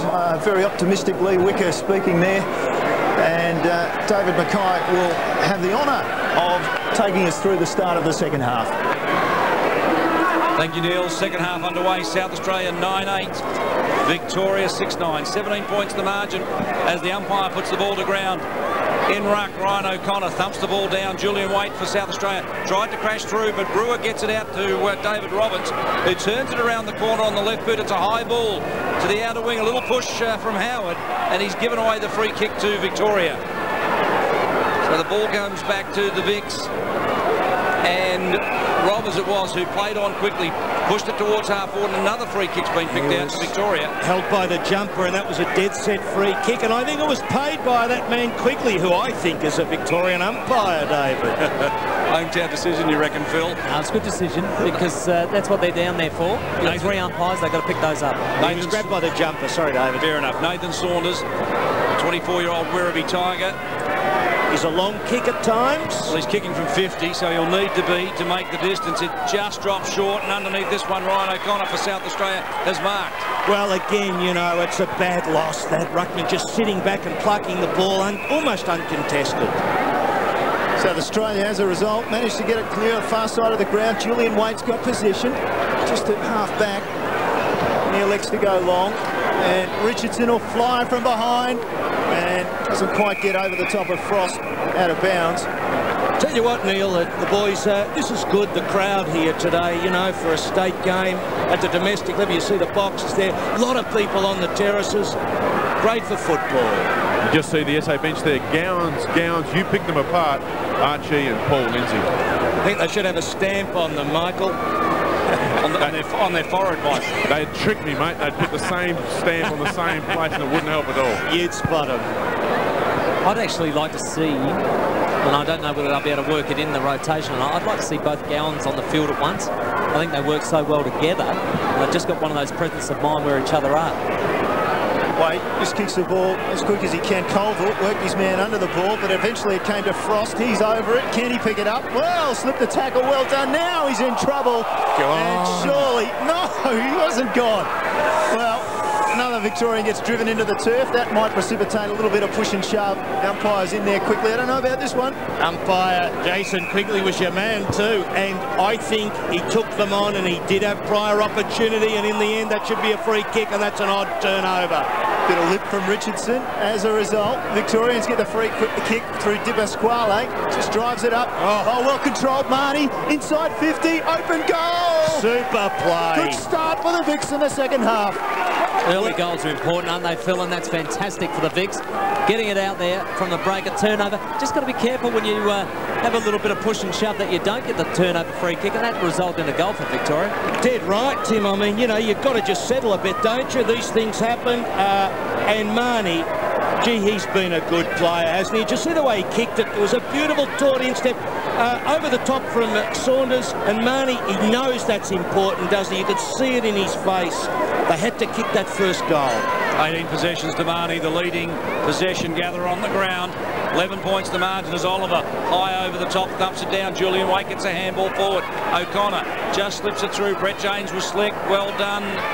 Underneath that one was Morton, now Colville. Turns it around the corner into a little bit of space. Carr stood under the ball. Brewer gathered it in. He was claimed in the tackle. Slips out the handball to McGeorge, the McCaptain, on the left boot and forward into a little bit of space. Frost caught underneath it, marked it well. Ducked the chutney, played on quickly and on the left. He centres it up into the corridor under this. Saunders got it. And we talked about Saunders, Phil. He's kicked 4 points and he's been a little bit out of sorts. Well, look, he's a match winner in Victoria. The bloke's kicked 52 goals for the year. Could have almost got a 50-metre, just touch and go. He kicks better than this normally. He's a confidence player, though. We say that often, Tim, but we know what it means, don't we? Well, get your early goals and you got your confidence for the rest of the day. Kicking from 45, stays over the top of the ball. It looks pretty good off the boot. and it's through. So Sautner gets his first, and his teammates show a little bit of spirit and come and congratulate him. Well, look, David, that's important. The bloke, they know he's a confidence bloke. They all ran to him. He's got the goal that counts. He's upbeat. David McGeorge, it was a good win in the midfield, and you knew Frost would go on then, Tim, didn't you? You just knew he'd take him on. Absolutely. I was just going to call. I said, you know, you've got two really good full-backs, Hall and Archie. It might be time to just rotate them, and that's exactly what's going to happen. Michael Parsons agreeing with that on the boundary. So 17 points has quickly become a 5-point margin. The Vicks hit back, and they hit in hard there, and the umpire says, thanks, I'll have it. I'd like to see Lindsay back in the ruck as well. I just reckon Oliver's getting over the top of O'Connor in the middle there. It's exactly what we spoke about at It's a seesaw, isn't it, Tim? Because when Oliver's in there, he's really handy, but the minute he goes out, the balance slips the other way. So O'Connor took front position, hard man to get around. James peels out a long hand pass to Waite. Under pressure, just kicks it forward as best he can.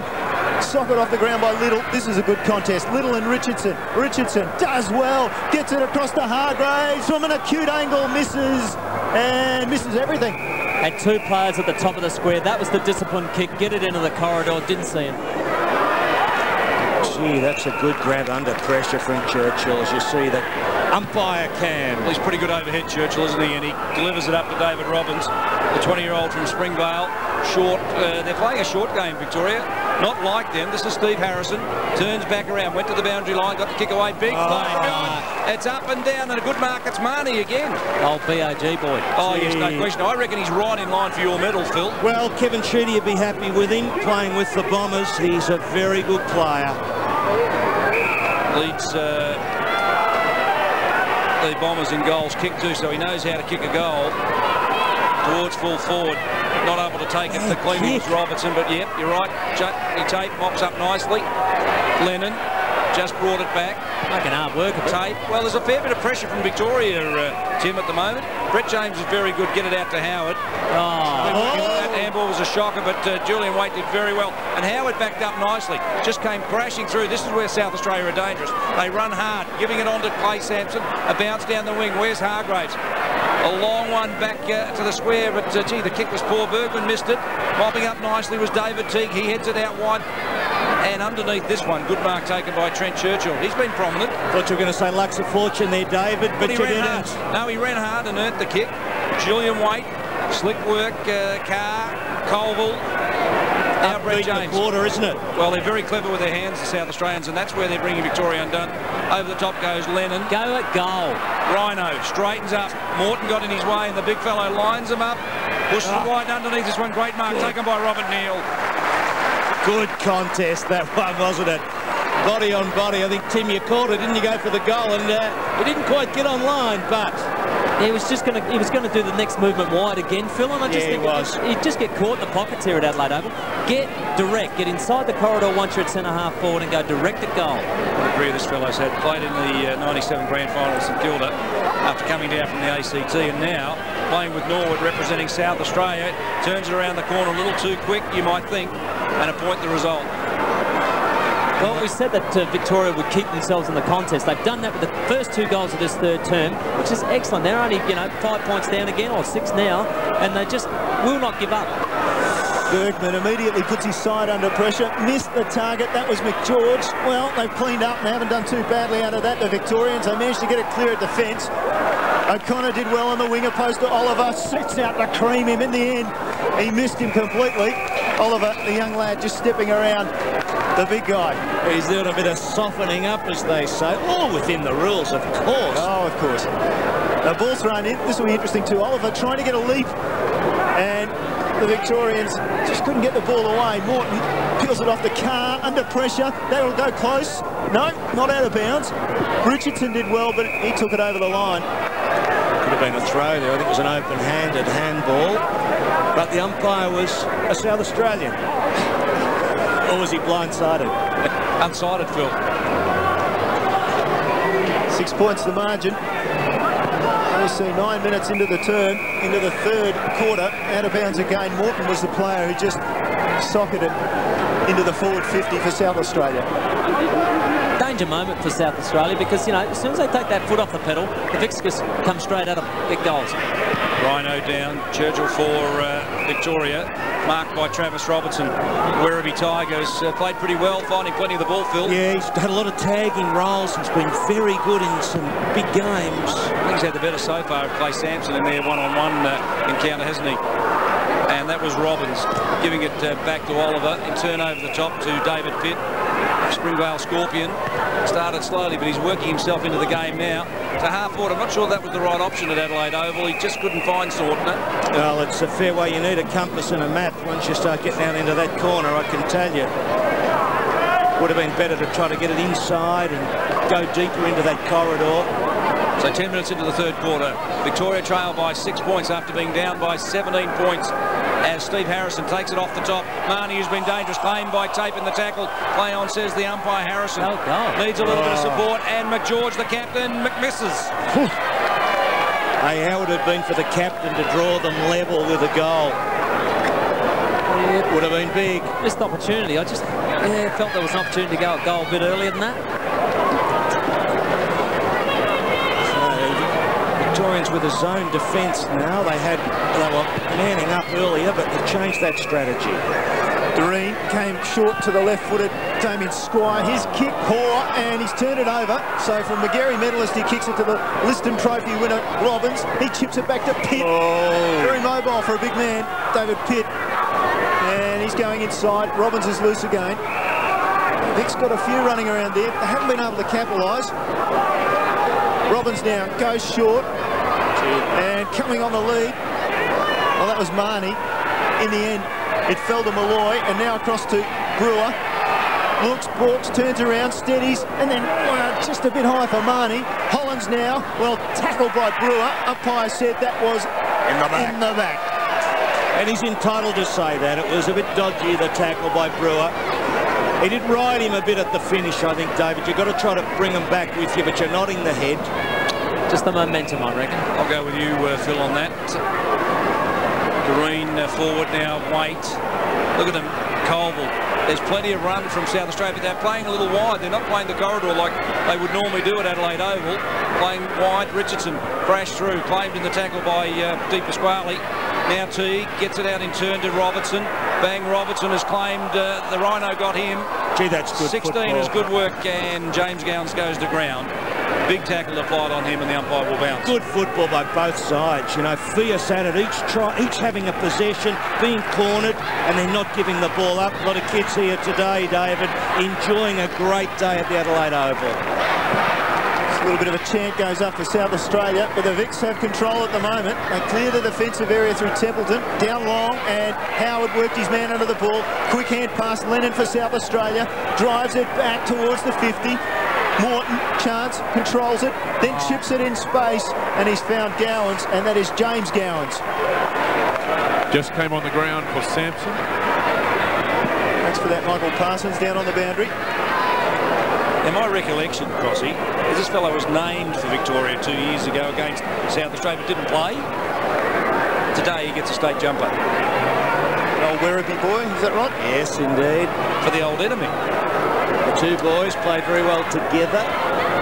So Gowans kicked from just inside 50, and this is an important one. It's not going to get there for a goal, and eventually knocked over the line by the Victorian defence.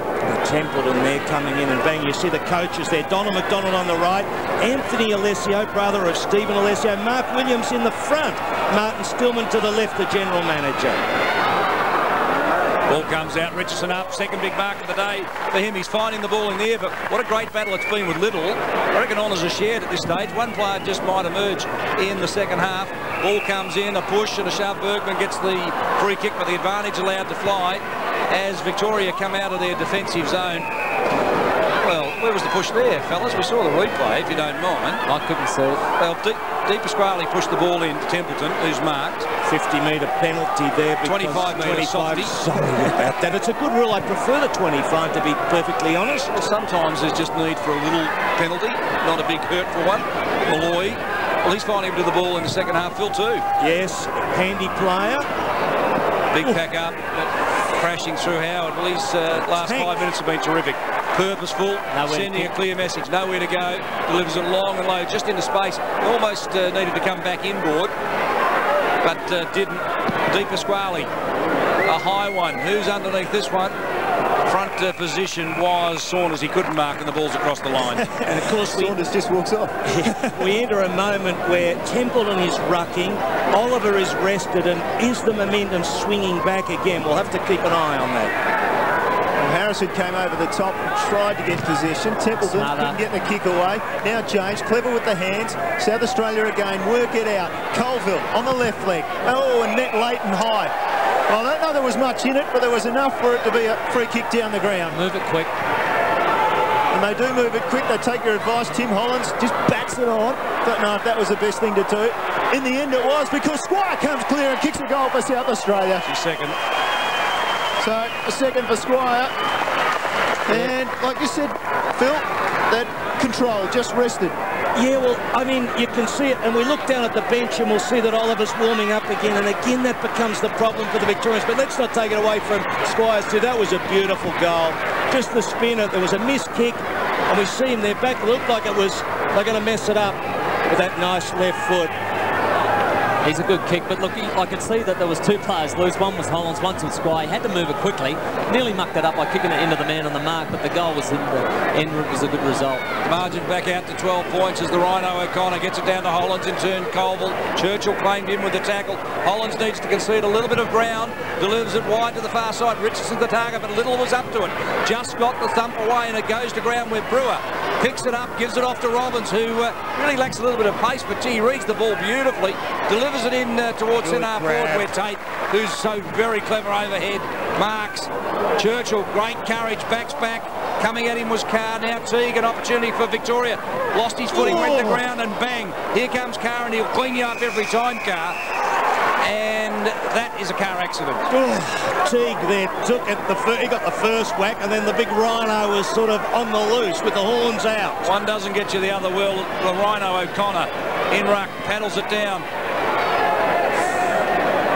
Just skirting around underneath this one, James looming as best man for South Australia so far in this match. Richardson brought the ball forward. Morton clever, just slips out a handball. Inside the line, was he? Yes, it was. Chris Gowans towards full forward, big pack up, and a great mark taken underneath that. It seems to be going back who to Robbins. It is too. Donna McDonald has been listening to you guys. Oliver back on for Templeton. Coghlan comes clear for Victoria, kicks to the far side of the ground. One up, one down from Oliver. In the end, you just see Churchill heading off the ground, as Michael said. Now Oliver's got the ball. Just steps away, kicks it up long, over the back, doesn't come that way. I think it was Sorton awaiting down there. The Victorians rather keeping South Australia under pressure. And good play. There's Nick George, gets the hand pass. Well, it wasn't the best. Finally, Giorgio. Hand pass over the top. Pitt, opportunity. A minor score. Gee, there were some good hands in there. Tim, weren't there? There was a beautiful handball by McGeorge, and then Giorgio was the second one, I think, that slipped it over to Pitt. It's a great game. There's a lot of pressure. Good tackling for your stuff. There's Giorgio over the top. That was beautiful, wasn't it? Howard got the kick in from full-back. Delivers out to Doreen. Doreen's playing pretty well too. Great defender, finding plenty of the ball. So too's Tate. So their defensive six for South Australia playing pretty well, even though Hall is having a rest on the bench and Archie is relieving a bit of pressure. So coming off Michael Parsons, another change for South Australia. Yes, Ryan O'Connor is just worn himself out hitting bodies, and Big Lindsay will go on to take on Oliver. James, just finding plenty of the ball, isn't he? Creating havoc in the middle. Lindsay off to Neil on the left from 45 out, and closing goes long towards the goal. It's at the post. That would have been handy for South Australia. Yeah, indeed. And Lindsay came off the interchange there and was in the play immediately. The break came in the midfield. There you see it, just clipping the post. Pressure time again. De Pasquale off the right boot, and that is not his preferred foot, and as a result, it's entered with Robbie Neal. Chips it, squares it into the middle, squared again by James. He's got Bruce Lennon running for him. Lennon, 3 games short of 200 in the SANFL, and with that experience delivers the ball perfectly to Hollands at half forward, and he'll line up and probably kick from around about 45. metres and instead just chips it up forward, and that's loose play again by the Vics. The Magarey medalist Squire has it, and he already has 2 goals. Just nice the way that they were going to go in. It was fairly crowded, so what they did was switch it around the other side, right over across the centre, and worked its way to Lennon, who ended up getting it to Hollands and a nice little chip to Squire. Set shot, 25 metres. Squire kicks right through the ball. I think the goal umpire's happy. Right. People behind the goals are happy, and South Australia has another one, and Squire has his 3rd. Yes, well, they just withstand the pressure from the Victorians, and then they attack again, and it is very much a product of the problems the Victorians have in the ruck. They just can't push the advantage home. And good play there, Squire. He's been handy. 3 goals. Well, I've got me wish. Both Gowan's boys are on the field at once, but none of them in the midfield. They're filling up the half-forward line. 18 points the margin, and Damien Squire kicked his first goal at the 13-minute mark of the second quarter and gets his 3rd at the 19-minute mark of the second. So in a quarter of football, in 33 minutes of football, he's kicked 3 telling goals as McGeorge gets it out of the middle, and over the top of that, Pitt couldn't quite control it. Colville claimed by Churchill. It was a great tackle and rewarded. Good decision. Clearly prior opportunity there. There'll be fire coming when Colville and Churchill clash, Phil. Yeah, it's a great colour combination, I can tell you that much. Wouldn't like to see them bleeding at the same time. 2 Flintstones and 2 tough nuts, no question about that. Roving was Marnie, just dragged out of the contest. Lennon for South Australia, hands and knees. Has time to recover, no pressure. Forces it out wide over the top of that. Tate couldn't quite get to the contest. 19 was Steve Harrison from Springvale. Turns it around the corner, but Norton, the little fella, taking a great mark defensively. Horatio at the bridge there, David. He delivers it up to Archie. Long striding player on the left boot. Chris Gowan's caught underneath it. Roving was Squire, turns back on the left and brings it back into the centre corridor. Now if it hits James, it'll be a good kick, but if it doesn't, Churchill can relieve and attack and deliver, and that's exactly what he does. Oh, Archie, finger-tipper, and Sortner was right there, lamented what could have been. It's a game for heroes at the moment. It's some heroic stuff happening. Well, players beginning to tire, and that means there's plenty of open spaces and run to work with, and South Australia's doing that at the moment. Hollands almost run down, chips it forward to Colville, the redhead, takes the mark, chips it forward again. Doreen, he's run down from defence. Perhaps he's in the midfield at the moment. He takes the mark. He is a very good kick. On the lead comes Julian Waite. Now he's got a couple of Victorians back there in to block up the lead, so Doreen will be looking, surely this is out of his distance. Have to pull out a big torpedo. No, he's going to go the drop punt. In he comes. Doreen from 60 is going to drop short. And Victorians misjudge it. Oliver, though, does well, gathers his own crumb. Jeez, chips it short, chips it short to Brewer. And Brewer now with an opportunity. He just wants to hold on to possession, so he waits until Giorgio frees himself up. John Giorgio now goes wide onto this side of the ground. A good mark by Pitt. Strong in front. Good call, Neil. That was a super mark. Pitt plays on, looks for a little bit of space, but under pressure just coughs it up. Neil went pretty hard at it. Robbins was the rover, takes a bounce, and where does he deliver it? Into the corridor.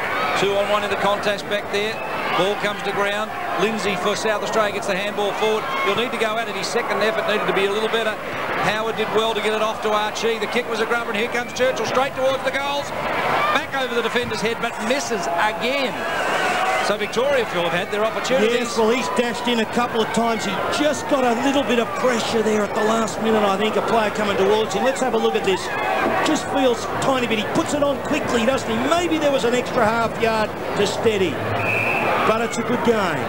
Just a little bench action. Saunders and Frost come on for Hardy and Malloy for Victoria. Colville takes a well-earned break. Clay Sampson comes back onto the ground. So the South Australians working to get it out of defence. Jamie Tate comes this side of the ground. His kick, well, Giorgio came from behind, knocked it away. Now Pitt at the front for Victoria, but it was certainly over the line before Pitt ever got that hand pass away. They would have wanted that last goal, Neil. I just feel that, again, South Australia have been good enough to just eat the lead out after Victoria got within 5 points. Lennon ducks the head. McGeorge is over him. It comes now to Lindsay. Quick hand pass to the little man in James. Morton, forward hand pass was a beauty to Sampson, or Gowans, in fact it was. And Gowans' kick was perfect to Julian Waite on the lead. So a chance to finish the quarter well. Julian Waite, well, he's got a couple of people giving a lead, but he looks like he's going to settle now and be content to have a shot. So 9 possessions this quarter for Julian Waite. As he lines it up, and this would really crush some of the Victorian spirit. And he's drifted it back nicely. Another goal to South Australia, and Julian Waite does the job. Well, that's a nice settler just before three-quarter time. Just eking that lead out to almost 4 goals now. But it was good play again. Just the difference in possession. When they get hold of it, South Australia, they can hit their targets. That's a very good kick by Chris Gowans out in front of Julian Waite. But all starting in defence here. I thought that missed goal by Churchill, just sometimes it switches a double goal play there. Oh, dead right, Tim. And it is true that the South Australians, you've got to take your hat off to them too. They've used that ball a little better when it's really mattered. They've found a target and the resultant goal. Stretched it out to 4 goals. 23 points the margin. Morton thrown away by Brewer. Clever work, Sampson back to James, really emerging as the best player for South Australia. There's a free kick. It's an FAD. It's a downfield free kick for South Australia. The advantage allowed to flow, and is it a goal? It is. Hollands has kicked it, and South Australia now go to a 5-goal lead and making it very tough for Victoria. Well, it certainly was. I mean, the game was alive in that first 5 minutes, wasn't it, when the Vics kicked the first 2, but it just steadied the ship, and then more experienced players get hold of the ball, used it well. Everybody stopped here, so it was an easy goal for Hollands in the end. You can sense, can't you, Tim, with the Victorians having to shunt so many players around to try to stay in the game, and they haven't had quite the stability at certain times, and I think that's why at times they've turned the ball over, not been able to find targets in that forward half. South Australia on the march. And Lindsay does his best to get over the top of the younger man in Oliver and decides to do his own roving. Gets it around on the right leg out in front of Gowans, but Brewer meets it. Now Gowans is back in there, and Victorians, that's Clayton over the ball being tackled, and the umpire will call for it. Only a young lad, Clayton, just 20 years of age. I certainly enjoyed the way Stephen Williams has had he's got the talent to rotate it, and he's rotated it well. Feel the crowd there. Pretty good crowd today. Maybe as many as 7,000 or 8,000 enjoying state footy, and why not? South Australia on the attack. Morton chips it up in front of Hargraves on the lead. Too easy. Yes, indeed. The coach there feeling a little bit more contented, isn't he? Because they're just stretching it out. Danger signs, very hard for the Victorians now. And it's been in an instant, hasn't it, Tim, that the game's kind of turned around. Just enough. Just a couple of skill errors by Victoria. Could have had themselves still in the game.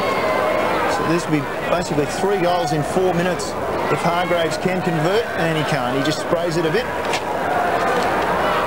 South Australia, though, push out to a margin of 30 points.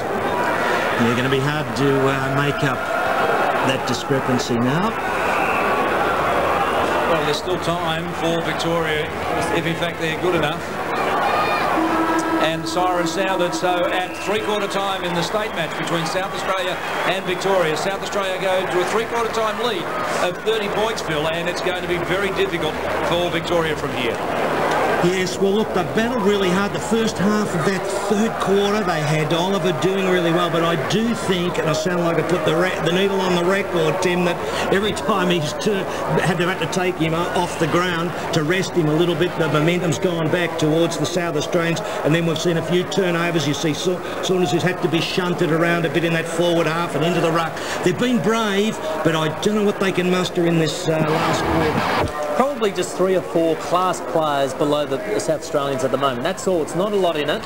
And even in that term, I just felt that at times if they had nailed a couple of goals at important times, they would have been right in it again. But now that is a big lead at 3/4 time, and South Australia should go on with it. 4-goal quarter to South Australia that term, 2 to Victoria. So at 3/4 time, South Australia 13-12 leads Victoria 8-12.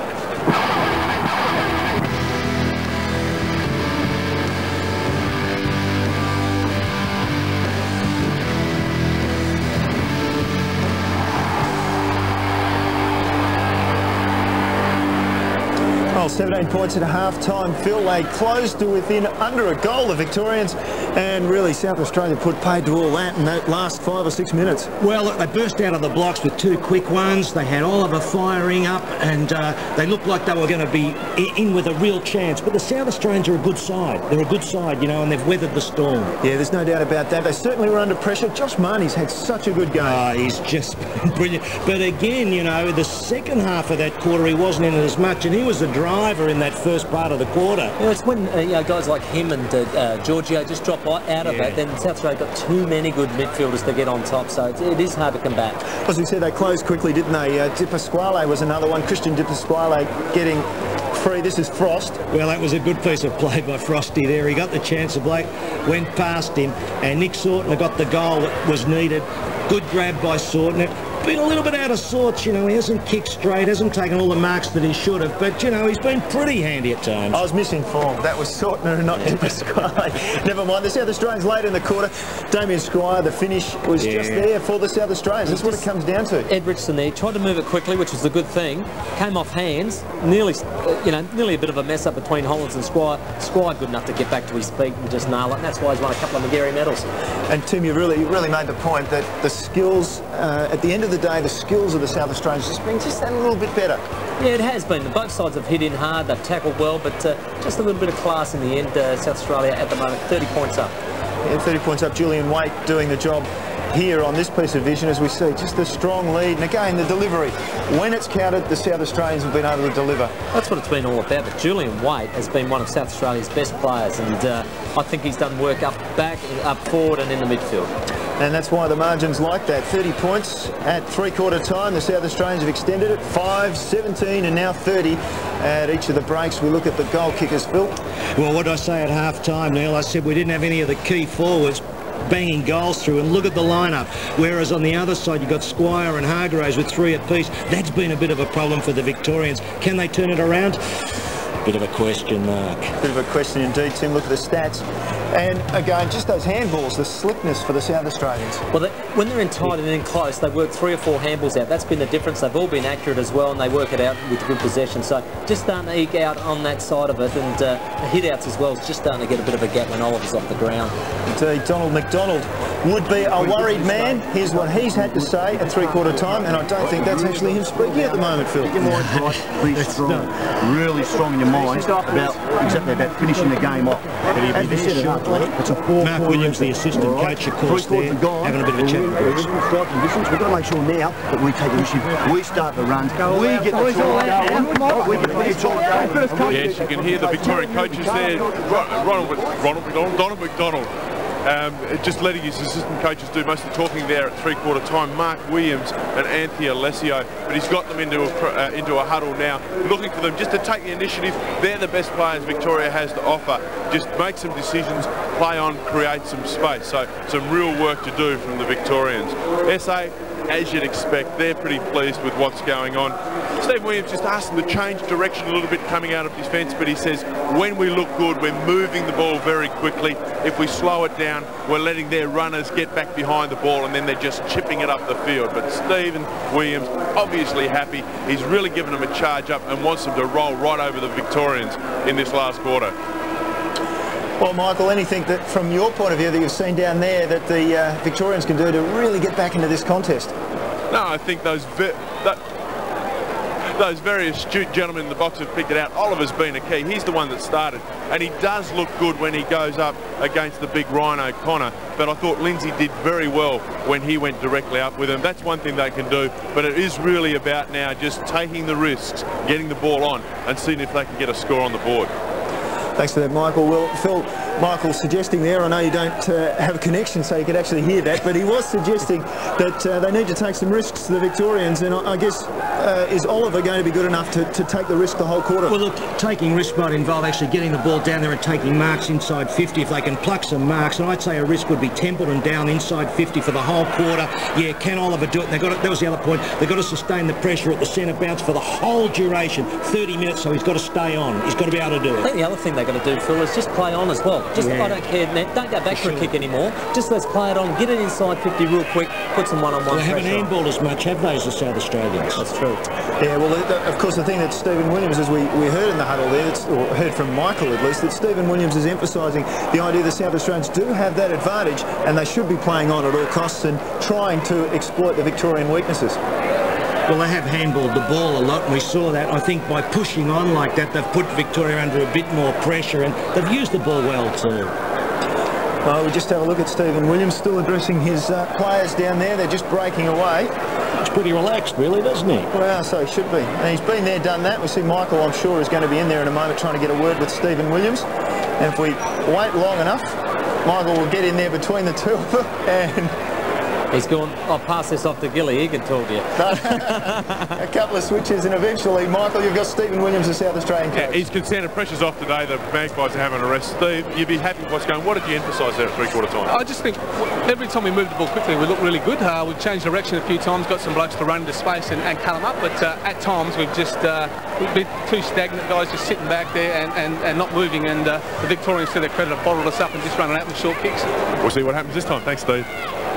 We get the feeling that Stephen Williams wouldn't mind, well, a whole season with this group of players, a group of players so skilled and with so much ability, and I think he'd like to have some more training drills with them to emphasise that moving the ball around the ground in a greater method.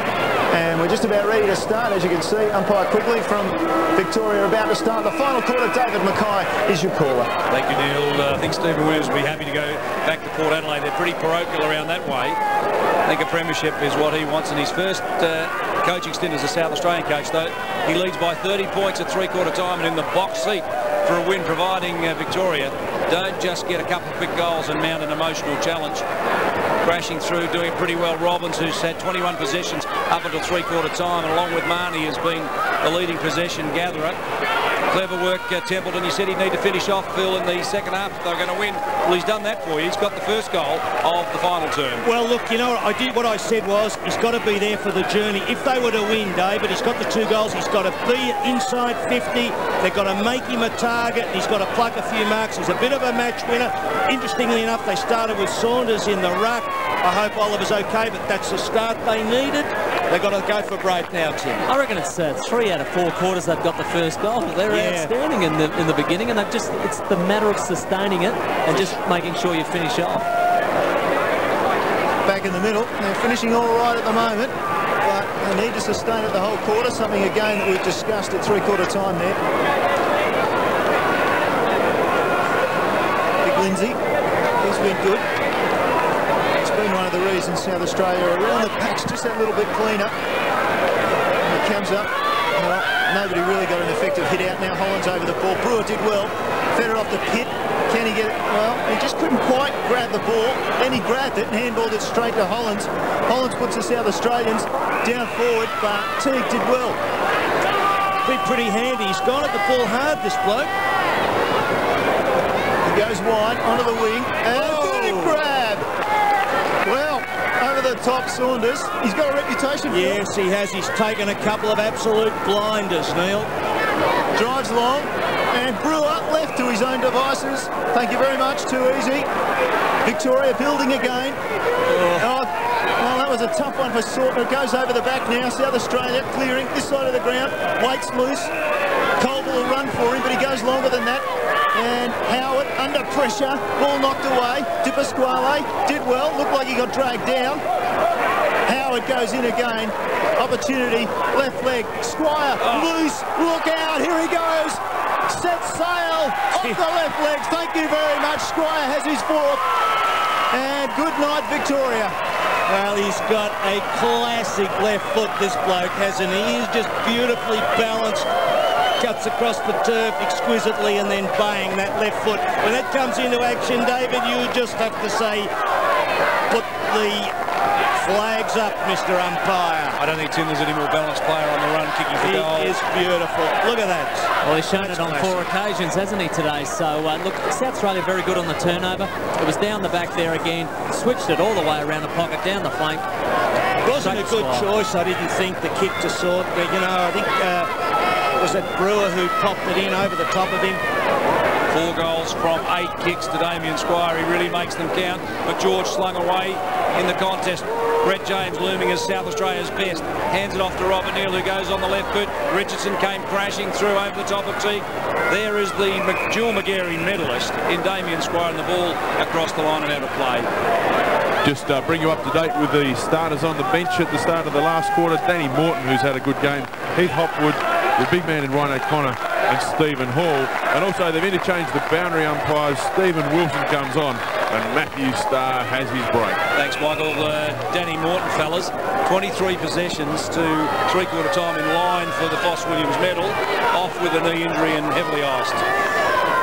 Yeah, that didn't look good, did it, actually? It's right behind the knee. It's either very low hamstring or some sort of trouble behind there, so that's not good for Danny Morton or the Norwood Footy Club. Well, Brett James had 27 possessions to three-quarter time. Danny Morton had 23, and there wasn't really much between them if you went for the Foss Williams medalist at three-quarter time. Yeah, I'd put Tommy Carr in there as well. Yeah, Tommy Carr's some of the hard work he's done has been tremendous. Absolutely. Richards turns around the corner, big fly up and down early was Hargraves. Julian Waite couldn't quite get there. Just had a little bit of a fumble. Saunders, Teague couldn't quite take it away. Stripped away from him and Gowans. Out it comes to Sampson, and Sampson turns it around the corner. He's missed. Yeah, it wasn't quite good enough in the end to swing it back, but some good play in there. Good quick hands by Gowans to just slip it out through the corridor. Tell you what, Julian Waite's been good today for South Australia as well. Yes, hasn't he? Up forward and on the ball. Crowd getting involved. Pitt bumped out of the way. Well, the umpire says that's legal. It is. Mark taken by Sampson. Squares it up. Neal knocked away by Teague. Did well. Neal came back though. Took possession. Teague over the top. Line ball. Umpire says mine. He's lucky because he dragged it back under him. If you don't get it out after that, you can be pinned. So very lucky there, Neal. And you see on the replay exactly that, Tim. Just dragging the ball back in. Umpire bounces it. Good hands from the Gowans boys across to James. Great work in the ruck too by Lindsay. Oh, that's it. Coughlin. The two hair challenged boys, Coughlin and Waite going for it. Eventually, free kick to Victoria, Bergman, and that's a good mark by Templeton. Quickly hands it off. Wow, that was sloppy from Victoria. Now back to Pasquale. Well, he wants to go short, and he's met after he kicked it. So a little bit of relief there for Victoria. Little has the free kick. No, it'll come back to Pitt. Doesn't quite use the ball as well, Pasquale, as he normally does. Pitt, that was well used. Harrison got the hand pass off. And now to Little. Little's kick was ordinary to say the least. Lindsay, Howard, running hard, running strong. Neal, to the captain James. Oh, lots of runners out here. Look out, they're lining up. South Australia into attack. Richardson spears a pass him. Well, perhaps just a little too hard, and as a result, well, he's disappointed there. Gee, he can complain, but he just dropped an easy mark for mine. I just reckon, you know, they're good on the turnover here at South Australia, and that should have been finished off. Normally you take that out in your hands, wouldn't you? Like, lost some confidence here. Richardson trips out Harrison over the top, but claimed by Chris Gowans, goes to ground. The umpire will come in and bounce. We're 6.5, well, in fact we're 7 minutes into the final term. South Australia leading by 31 points. Bill, uphill battle for your boys. It certainly is, but I tell you what, it's been a very physical game. A lot of talk about a lot of possessions now unchallenged in modern football, but this game has had real good pressure. Mark taken by Lee Harding, the 20-year-old from the Murray Kangaroos, who spent a fair bit of time on the bench but has made a bit of an impact. Frost, who started on the bench but has been very good since coming on. McGeorge, the skipper, gives it back now. Here's the run, building. This is Robbins through the midfield, handballs it off, dishes it out to Travis Robertson, who's running from 50, drives long towards goal, and Templeton's marked. A metre out, just push, tape out of the contest. Strong and solid, marks a metre out. Phil, I think you're right. I would have liked to have seen him up forward maybe a bit earlier. I said to someone at the airport on the way in, I like this bloke. He's a bit of a match winner. You take a punt with him. If you're going for a risk, Tim, he's your man. And he can turn a game around. I just reckon he would have been a key. But anyway, he's got a goal. Still, the delivery wasn't great. No. As it came in. No. You watch this work. It was a helicopter job, wasn't it? It certainly was. Went to Robertson, and this is an absolute classic helicopter. But he stood his ground. Yeah. Took a great mark. Templeton. Just gives you that bit of extra height. He can be a match-winning footballer. Still in the game, the Victorians. Still in the game, but 25 points down. It's a real challenge. And they just can't seem to break the South Australian hold on those set plays. And South Australia up forward again. A big clash of bodies. Comes to the ground. That's Squire. Oh, a little bit too much dancing. Thank you very much. And Coghlan bundles him over the line. And I think Damien Squire saying, I was lucky there. Now that really should be holding the ball. He'd had one chance, haven't he? Plenty, really. You know, and he's only got caught because he couldn't use the left foot, could he? Chant goes up for South Australia. The chant goes up for South Australia. Saunders knocks it away. Colville, good disposal. Neil. Oh, and crunch. Didn't even catch who that was. It's James. James wrapped up. Brewers smashed him into the turf. Just have another look. Oh. And that's where you don't really have prior opportunity, and that is a good decision. 9.5 minutes gone, final turn. 25 points the margin. Can Victoria fight back? Lindsay for South Australia paddles it down. Little, who's been pretty good today on Richardson, gets out the handball. Chris Gowans rather, off to James Gowans to Colville on the left boot. This could be dangerous for the Victorians. Julian Waite caught underneath it. Going hard with him was Adam Coghlan. The ball slips out to Hollands, who's claimed by Bergman, and the umpire comes in and has a bounce. It's desperate times, Phil. It is. How'd you like to be at home having the family roast with only one spud left and Coghlan sitting across from you? Hey, he would take it for sure. So too would Brewer. And Hollands would try and steal it off your plate. That's the sort of player he is. Makes for good TV. Lindsay was strong, got the handballs through. Travis Robertson couldn't get there, but going to the line was Harrison. Hollands chopped it off before he did. Goes for a check side. He's turning it around. What's he done? That's the goal of the day. South Australia's goal of the day goes to Hollands, Benny Hollands, who kicks his third. You won't see a better one in state football than that. You're not supposed to do that, David. You're not supposed to do that when the game's tight. The Victorians are trying to get back into it. Are you, Tim? Well, look, it's fantastic. These pockets are very square, so it really gives you an idea. He's got no daylight whatsoever, and even the goal umpire enjoyed it, because look at the smile on his face. He's really enjoyed it. Tony Hall, fellas, kicked one like that at Footy Park years and years ago. This one joins the list of one of the great goals in state footy. I can tell you those pockets are virtually square with the point post, so that's a great goal. Lindsay, and again, South Australia forward from the centre, although this time Marnie cuts it off. Marnie, well, he looked for Harrison, wasn't up to it with the skills. Frost is in over it. Howard's there for South Australia. Lennon backhands it. Oh, coming through hard as Marnie got it forward. This is Robbins. Tucks the ball under his arm, then gives off a hand pass under pressure. This is Harding. He managed to get free. Around the corner, over the shoulder, 2-on-1 on the square. Victoria, well, doing well. He got away with it. And now over the ball, and I reckon in a bit of trouble was Carr, but it doesn't matter. Oh, Phil Cleary is up in arms. He is absolutely jumping out of the commentary Just as well I've got a sense of humour. Now, tell me that's not a throw. Go on, Tim. Gee, the umpire was in a pretty bad position too, wasn't he? Oh, in front of it. I've never seen you like that, Phil. Straight from the scrum half that was. And another goal coming up anyway. Consolation for the Victorians with Churchill. Just lobs that one over the top. A goal.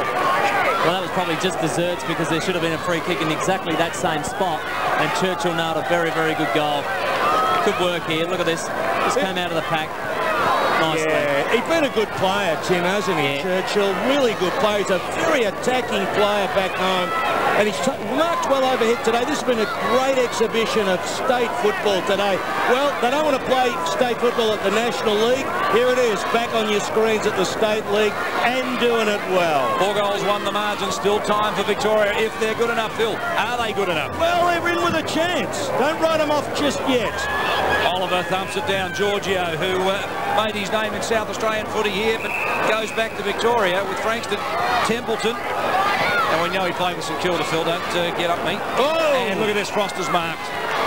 Now, there's some emerging players for Victoria. Robbins has been instrumental in the middle. Look, he's kicked it over the top. Well, that is very, very clever. Selfish. Gee, 3 goals in it. Is that right? Am I mathematics right? Is my vision going Just on about. there? I'm trying to read it off that big old scoreboard you've still got up there. It's a fair point you've made, and Marnie finishes it off. So Marnie is having a day and a half, if you don't mind. And is he in line for your medal or not? He's got to be in there, Marnie, for the Frank Johnson medal without a doubt. He's been beautiful. Robbins has been great. They've been probably the two keys, or two of the keys. What a game we've got. They just don't give in, do they? South Australia just can't quite shake them off, and they just come back and get goals. And that was probably the easiest one they've had today, I reckon, Victoria. 19 points to margin. I'll tell you what, Tim, I'll stop. I'll come back to it. But the good thing is I'm thinking that Oliver's on the ground at the present time as they make the big fight back. Sampson receives some good shepherding and drives it up long, and Hargraves did his best to get his man under the ball with two hands in the middle of his back. And Bergman will take the free kick. That's great South Australian neutrality there, Neil. Giorgio hands it off to another runner. Working hard was Little. Off the left leg, goes wide. There's Big Oliver. He's done well. He's a St Kilda rookie. And good pass. Teague took it strongly in front of the eyes. And he'll try and get up in a hurry. And Gowans will hold him down as long as he can. Oliver did the pre-season, Phil, with the Dockers. Why did they not take him? Well, he's a Springvale player, and he's going to be looked at, no doubt, by AFL clubs. I was on the plane with Jack Elliott this morning. He asked me if there were any players to look out for, and I told him he was one. Yeah. Not too many South Australians who support Jack Elliott. No, and he was picking up babies in the aisle on my plane, Jack. Good mark. Brave stuff from Gatton and Colville. Yeah, good courage. The Eagles player just hands it off to Lennon. Lennon short, then down to the wing, and Gowans comes forward, meets the ball, and that's Chris Gowans. So those two boys are still fairly fresh, so they'll be important in this last term. They've got to keep their work rate up. Oh, Colville sat and waited. In the end, it benefited him. He sneaks away, kicks it up forward, and the two South Australian boys, Richardson came from behind, but Harrison did well. Took the hand passes off to Pasquale, comes wide, and that kick wasn't perfect either, and Tommy Carr was brave going back. Centre wing, South Australia in control. Ooh, almost a little bit too late with that pass. James now across to Coriachi, squares it right across. Sortner shows some pace, runs him down, doesn't matter. South Australia still in control. Gowans kicks it up, and this is what they do so well. Their disposal very good. Robbie Neal up to Hollands. Ben Hollands outside his distance, you'd think, chips it inside 50, and Victoria did well, knocking it away. Oh, good blind turn from Malloy. Now up to Frost. Another blind turn, showing the skills. Hand passing, and now onto the wing. Not looking at the body when they're trying to tackle. Gee, this is a big split here. Now Clayton, he's overlapped by Robertson, goes inside 50, over the back, Marnie's looking forward and crunch. That's going to be a free kick shortly. Jamie Tate, he threw the ball before, but that's only earned a free kick. His body on the line, it was just beautiful football. Yeah, like that, David. Yes, he knew it was coming, didn't take his eye off the ball, and took one for the kipper. That's great footy, great commitment. And Neil gathers the ball in at half-back. You love Tape. He's just a courageous, tough player. Colville's the same. Towards centre-half forward, Richardson comes streaming out. Took it off the pack, but just stopped in his stride. It was Jeremy Clayton. He's gang tackled. Goes to ground. And what does the umpire say? This is this Victorian umpire, Jason Quigley, again. And again, the tough play by both sides. You know, it's been tremendously physical, this game, and it's a great thing for the game. I think we're seeing a different kind of game today. Jason Quigley umpiring his first state game. Hasn't done a bad job at all, as Lindsay puts it down. But Giorgio for Victoria turns it around on the left foot into a little bit of space, going very, very hard and very well at it. I think it was Harding, Lee Harding. Murray Kangaroos, only a youngster, but he didn't deviate at all. Not at all, David. He went very, very hard at that old football. 17 a bit minutes in. So time enough, but time enough if you're a Victorian. And South Australia, though, with control. Howard got it across, and now we'll get it back from Doreen. Howard, being fancy, gets around Teague, now drives it up long. From behind, big mark over the top. Squire, he's got 4, and I can bet you he will kick 5. I was going to say, don't put him out of the running for medal either. Exactly.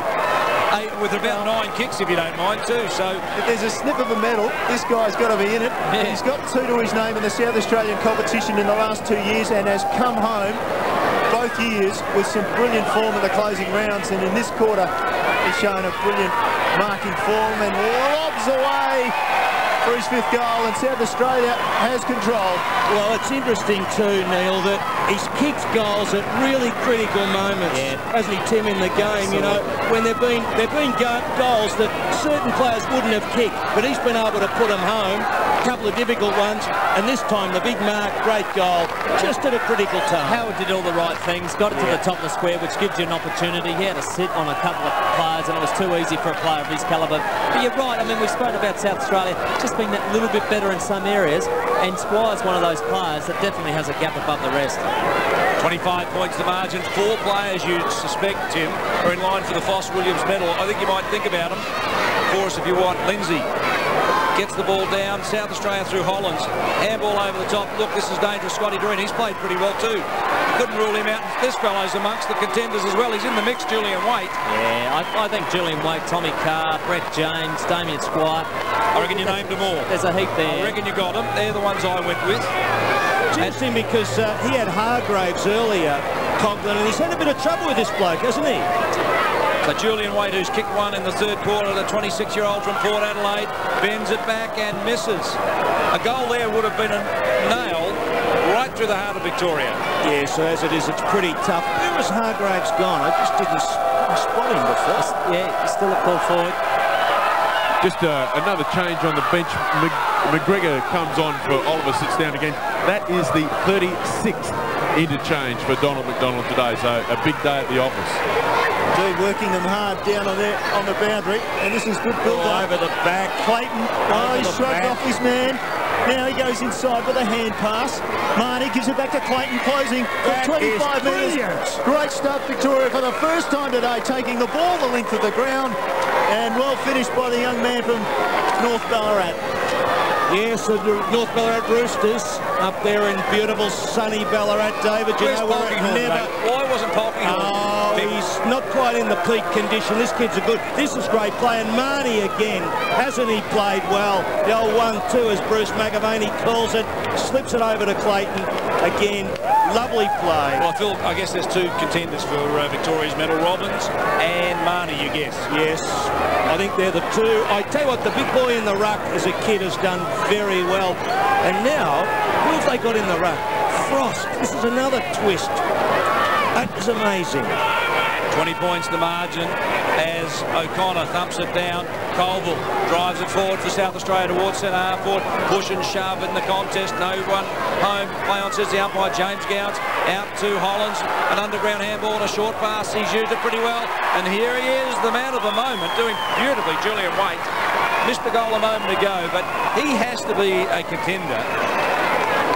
And I wouldn't like to be a South Australian selector naming the Foss Williams medal. It's going to be tough. Yeah, and how interesting that this bloke's bobbed up on Coghlan. Coghlan had 3 goals kicked on him early and 2 late. So he's had a tough day, Coghlan, as Julian Waite gets his second in the dying moments of this state game. Well, I think it's shown the kind of problems that they've faced, the Victorians, really. The number of, Michael Parsons pointed out the number of manoeuvres made off the bench, David, and it has been a tough day at the office for Donny. He had to shunt players around, and just when you thought Coghlan had got the measure of his man in the forward half, in the back half, he's got a different type of player now, that running player in Waite. So there you have it.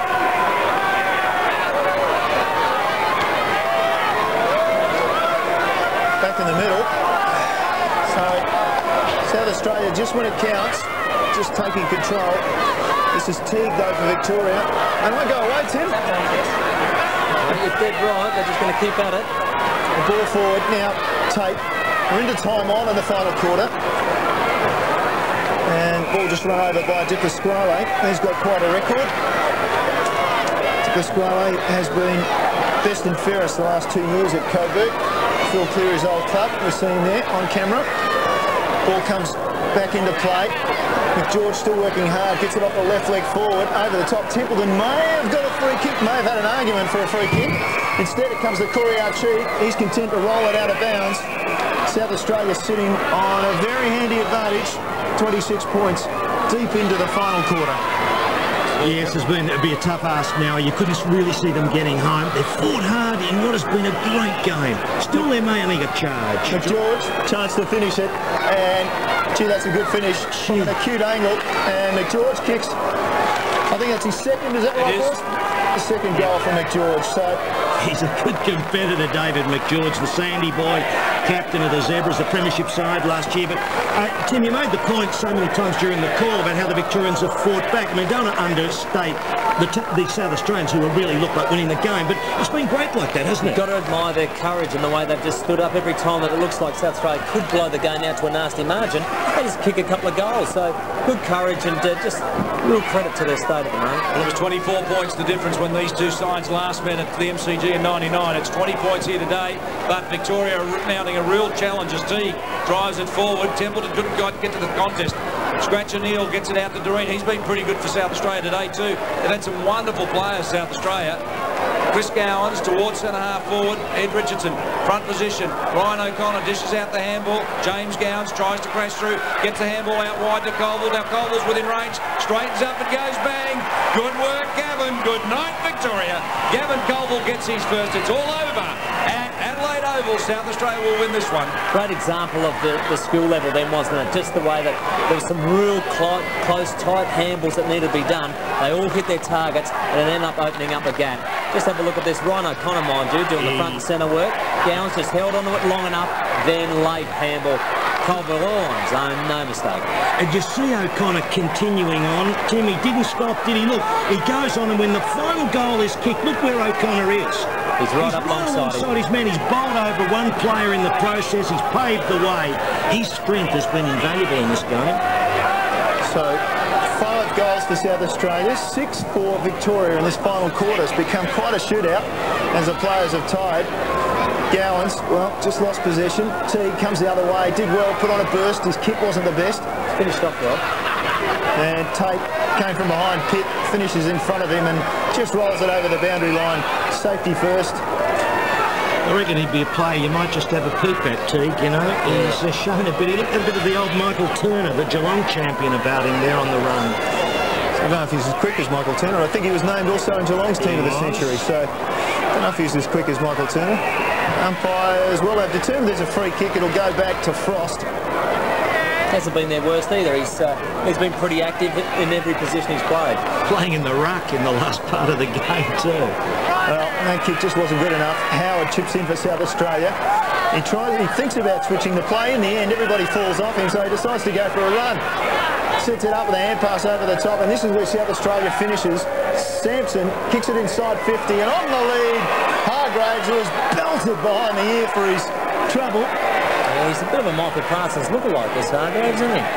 And again, Michael Parsons was never as fast as Hargraves, I'm sure. Come on. But easy. He did wear the Roosters colours. Hey, they're fighting words, Crossy. I'm prepared to say I can outrun Michael. So, yep, Michael Parsons played with his socks down as well, and he played for the Roosters in the South Australian competition, the red and the white. And Hargraves is not... Yes, he is. Well, O'Connor just did a little bit of shepherding on the line. Another goal to South Australia, finishing the game well. Well, that was his 4th, Hargraves, and finishes off a reasonable day for him. He probably walked away thinking I could have had 6 today, but Ford's not a bad finish in state game. And again, South Australia just turning the ball over right from defence. Howard did some good work to get that to Sampson and then to Hargraves to finish off. Phil, just on the last line now, I thought it was a little bit of lazy defensive work. Yeah, it was. Could have been touched. Let's have a look at it. You look, they're out of position, aren't they? Just out of position, and Brewer is the last man going for the ball, and he's a small, not a tall. And you know better than that. You learn that in the junior footy, really. 32 points the margin as O'Connor gets it down the throat of Robbins. Paddled forward by Churchill. Battling it forward was Harrison, but stolen away by Damien Squire, who, you're right, Jim, has to be in the mix of those in contention for the Foss Williams medals. He's kicked 5. Colville back to Sampson. They've been handy players today for South Australia, and squares it up. Beautifully done, Robbins. Second effort, third effort was great, and the kick really was the only thing that let him down. The effort was just fantastic. Now Harrison, handball to space, Teague. Well, Australia really have been dominant right throughout this match. Di Pasquale over the top, and Marnie. You'd have to say that it's between Robbins and Marnie for the best for Victoria. 4 players, maybe 5 players for South Australia. It's going to be tough for the selectors to do that as Brewer goes on to the left, puts it into space. Scratch and Eel pushed off the ball, will take the free kick. They certainly won't go home thinking they haven't played today, South Australia. The Vics have really been very physical as well as taking the game right up to it. Both sides have really gone hard at the football. A lot of great tackles and fun. I reckon pretty good umpiring too. No, it has been reasonable. Oh, okay, what do you think of that one though? Well, it was just after, the rule is a little bit ticky-touchy, but you've got to leave the ball alone once he's marked the football. Doreen and off to Hollands, just strolls up, then the chase came, but he was good enough just to wait with poise, deliver the ball to Hargraves, and gee, if he kicks this, he's had a pretty good day out, 5 goals. He's troubled the back half of the Victorian side. He had Coghlan early, and we thought that was a problem. Coghlan seemed to have that managed, and Bergman's taken him, and then Coghlan got a runner in Wade. So Bergman, one of the VFL's team of the 90s, but Hargraves has had the better of him. What does the umpire think of that one? It might be a minor score. No. A goal. Looked like it faded away, but it was still a goal, and that's a handful.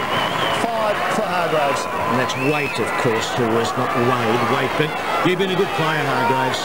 Very good player. Created a bit of concern for the Victorians early. Good on the lead there. They used the ball neatly. I reckon that's been a key, Tim. Look, when you're on the end of some of the passes that have come in today, your job is to finish off, and that's what Hargraves has done for the majority of the day. Very good skill level again by Hollands. 38 points the margin, a blowout to South Australia. They'll be happy to go away with this sort of lead, and it probably really doesn't reflect how competitive Victoria have been through the day. So the sirens sound. Victory in the battle of the leagues at South Australia, holding Premier as the best domestic competition in the land. Stephen Williams wins his first outing as state coach and extends South Australia's winning sequence in state footy to 6. It's been a fine performance, Tim, from a pretty good team. Yes, an excellent effort, and as you can see, the South Australian hierarchy very pleased with what Stephen and his team has been able to put together and put a victory on the board and really just stand again South Australia as the best domestic competition that's going around at the moment. Yeah, and it's been, I think, a day for football, Tim. We can all talk about who's the better side. No doubt South Australia got the right to claim that. But I reckon for football it's been a step forward, because with the march of the National League, the decline of state football, today we've seen a good crowd, great pressure and good spirit. And I think this is a really important moment in the evolution of the game. You've got to say this is the, probably the next level underneath the AFL football, and it was a great standard today. It was good to see no flooding. It was good to see players competitive, hitting into one another, and the play going on. It was fantastic. Plenty of contested marks and the like. And Michael Parsons has rounded up Brett James, the South Australian captain. Yes, Brett, skipper of a Victoria South Australian side. Pretty good feeling and a pretty good team you've put together.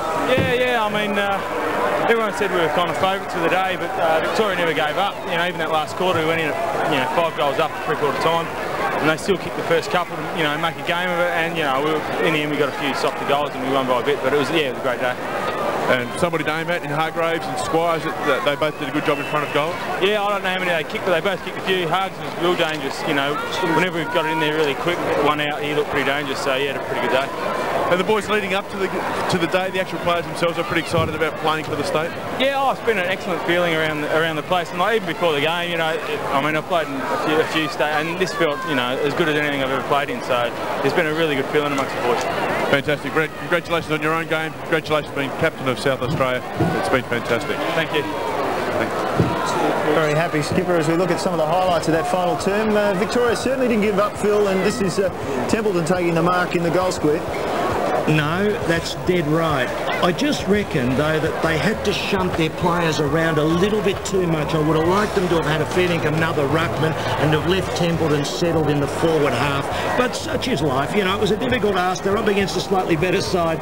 And I think Donald McDonald coached particularly well in the moves. He was squeezing as much as he could out of that side. They certainly have a more experienced side. As we have a look here, I'll tell you what, Hollands was set for that a couple of times. He thought he'd do the check side, Tim. That's as good a goal as I've seen, especially at the Adelaide Oval. I think I said in the call how square the pockets are, and for him to just stand there with no daylight and thread that through, well...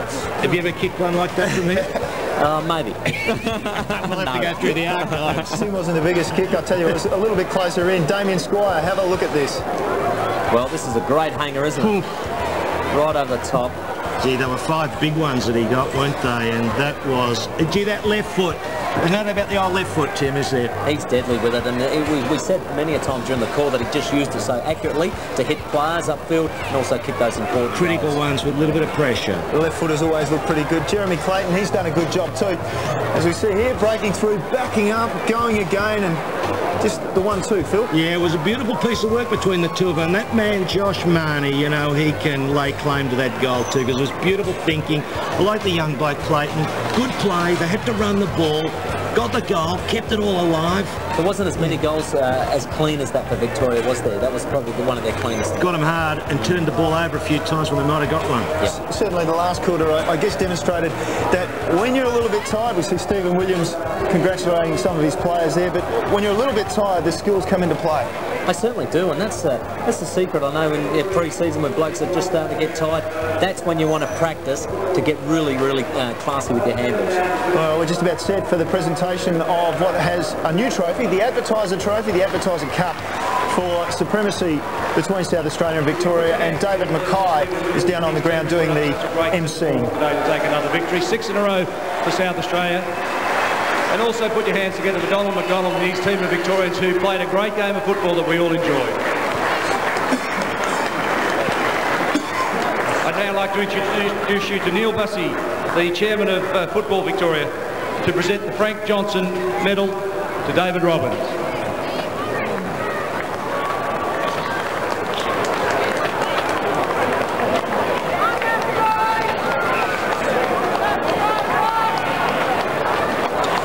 As we wait for David Robbins, the Liston Trophy winner, to come forward and accept the award as the best on ground for Victoria. It's goodbye to our Victorian audience, with South Australia the victors in this interstate game by 38 points. Today, Victorians, it was a great match and everybody played to the limit of their ability, and we're very proud of our Victorian teams, and well done to David Robbins. Well done, David. Yeah, well, look, he was been in peak form. Thanks a lot. Couldn't get up today, but well done to the South Australia boys, and it's a good honour to get this medal. And thanks to the mum and dad for travelling over. It's a long way, and yeah, thanks everyone for turning out today. It's a good day, and well done, boys. Ladies and gentlemen, put your hands together for David Robbins, the winner of the Frank Johnson Medal. 14 kicks, 13 handballs, a fine performance in best for Victoria. I'd now like to introduce you to Mark Williams, the son of Boss Williams, to present the Boss Williams Medal for the best player for South Australia to Ben Hollands.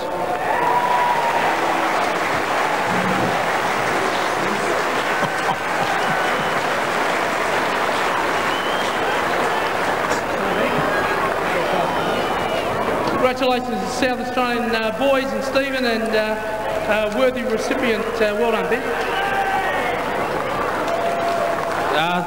Just a huge honour to play for South Australia and represent them here today. Well done to all the boys. A great win. Really enjoyed it, and commiserations to Victoria, but just a fantastic honour. Thanks a lot. Well done, Ben. Congratulations. I'd like to introduce you now to Andrew Holman, the sporting editor of The Advertiser, to present the Advertiser Cup to the state's captain and coach.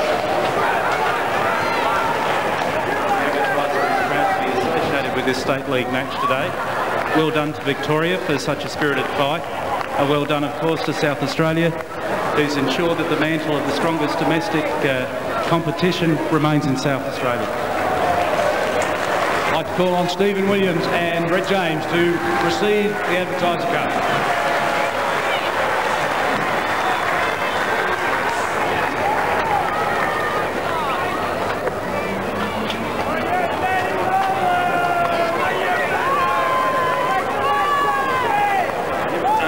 Firstly, congratulations to SA boys. You know, it was a great effort. We'd also like to thank the Victorian boys. You know, they never went away all day, and we've probably got a couple of easy goals that made it look a bit better. And I'd like to thank West End, the Advertiser, all the people who've come, and it was a great day, so thank you. Yeah, I'd just like to reiterate what Brett said. Thanks very much for coming along today. State footies means a lot to South Australia, and I'd like to thank the fellas for a terrific effort, and thank Donald and the Victorian guys too with It was a great game, and hopefully we'll be on again next year in Melbourne. Thank you. Ladies and gentlemen, put your hands together one more time for the players who performed so wonderfully well, with South Australia winning by 38 points.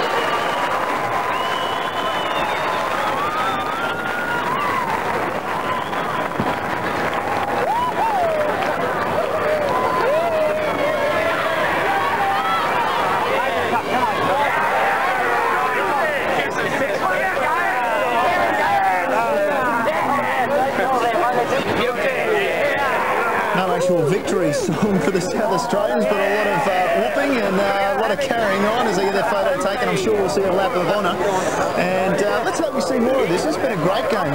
Oh, look, I reckon it's been really, really good for state football. And as I said, you know, in the National League, they're not so keen on the state games, and I think this has revived it. I think it really has revived it. Well, 38 points to final margin, as Brett Jones suggested. They just got away a little bit at the end of South Australians, and as we suggested, just with their ability to finish the play a little bit better as the legs got tired throughout the day. So we have a look at the goal kickers, Tim, and Squire with 5, obviously very big key. Really was, and Hargraves as well, just finished off well. Hollins, the Foss William medalist with 3, Waite 2, and singles to Morton, Culver and Neal. And for Victoria, Templeton looked at danger in that second half up forward, did kick 3. McGeorge, Frost and Marnie 2 each. Marnie, I thought, could have been close to the medal. Brewer, Pitt and Clayton with singles. Yeah, I think there's a message in that Templeton. He got the 3, you know. You needed him to kick 5 or 6, and you needed certainly to get, say, 4 if they're really going to be a chance. He smiles. Big Williams connection, isn't there? Foss Williams medal, Stephen Williams coaching, Mark Williams, the power coach, presenting the award. Mark Williams on the opposition as well, so we've got Mark Williams as there. Exactly. No relation, we believe. Certainly a proud family, and very proud to have the medal named after Foss. There he is there, the Foss Williams medalist, Ben Hollins. And the veteran photographer from the Tizer, Ray Titus. They had 20-odd possessions, didn't they? I think 17 and 4, Hollins, so that's a pretty good result. Maybe when he snapped that check-side goal, he won the medal. Well, it was special, wasn't it? It was a special kick. Yeah, it does tend to get some selectors a bit excited when they've got a hand out a medal, and they can dwell on that, but he was a pretty good player. Certainly was. Squire would be a little bit unlucky, you know, 5 big goals. But he's got medals before. Well, he's got plenty of them. The wardrobe full, so he's okay. We just have a look at the stats overall. As we said, a 38-point victory. Phil, what do you make of those? Well, look at the handballs. You know, massive advantage for South Australia. So in the end, that might have told the story. Not much else in it, really. Michael Parsons is down on the boundary. He's got Stephen Williams with him, I think. Stephen, congratulations. It was a good, high-quality game. What were your highlights yourself? Well, as you said, it was a tough game, and I think probably the winning margin might have flattered us a little bit. It was a bit closer than that, but yeah, I just thought the way the guys worked all day. We probably played in bursts, you know, probably the last 10 minutes of every quarter seemed to kick away a little bit, and that was just enough to get us over the line. One up your sleeve from down at Port, Julian Burton moving forward. He did particularly well, I thought. Yeah, we've used Julian a number of times with the Magpies out of the full forward position. He looks pretty natural actually up there, and just gave us another option. Daniel Hargraves, you know, is pretty good with his 5 goals, and just another foil for him up there. Steve, again, thanks very much, and congratulations on your win. Thanks very much. Great result for South Australia, a big victory over the big V, the big white V as they are now. A reminder of our footy quiz. Which state league did the SANFL play last year at the Adelaide Oval? Phone 1900 999 116, and you can be in the running for a major prize. You can also win one of these footies. That's the weekly prize. Major prize, a trip for 2 to Sydney. A reminder, next week, please join us for the SANFL coverage, and that will be West Adelaide playing Glenelg here at the Adelaide Oval. And it's been a fantastic afternoon for South Australian footy. Phil Cleary, thanks for coming across. Thanks, Phil. Well done, mate. Yeah, lovely day. Yeah, we'll beat you next time. Congratulations all around. Tim Ginniver, thanks for your help. Michael Parsons down on the boundary. David Mackay, Ian Mogridge with the stats, and all the boys in the back. Thanks a lot for your company. We'll see you next week.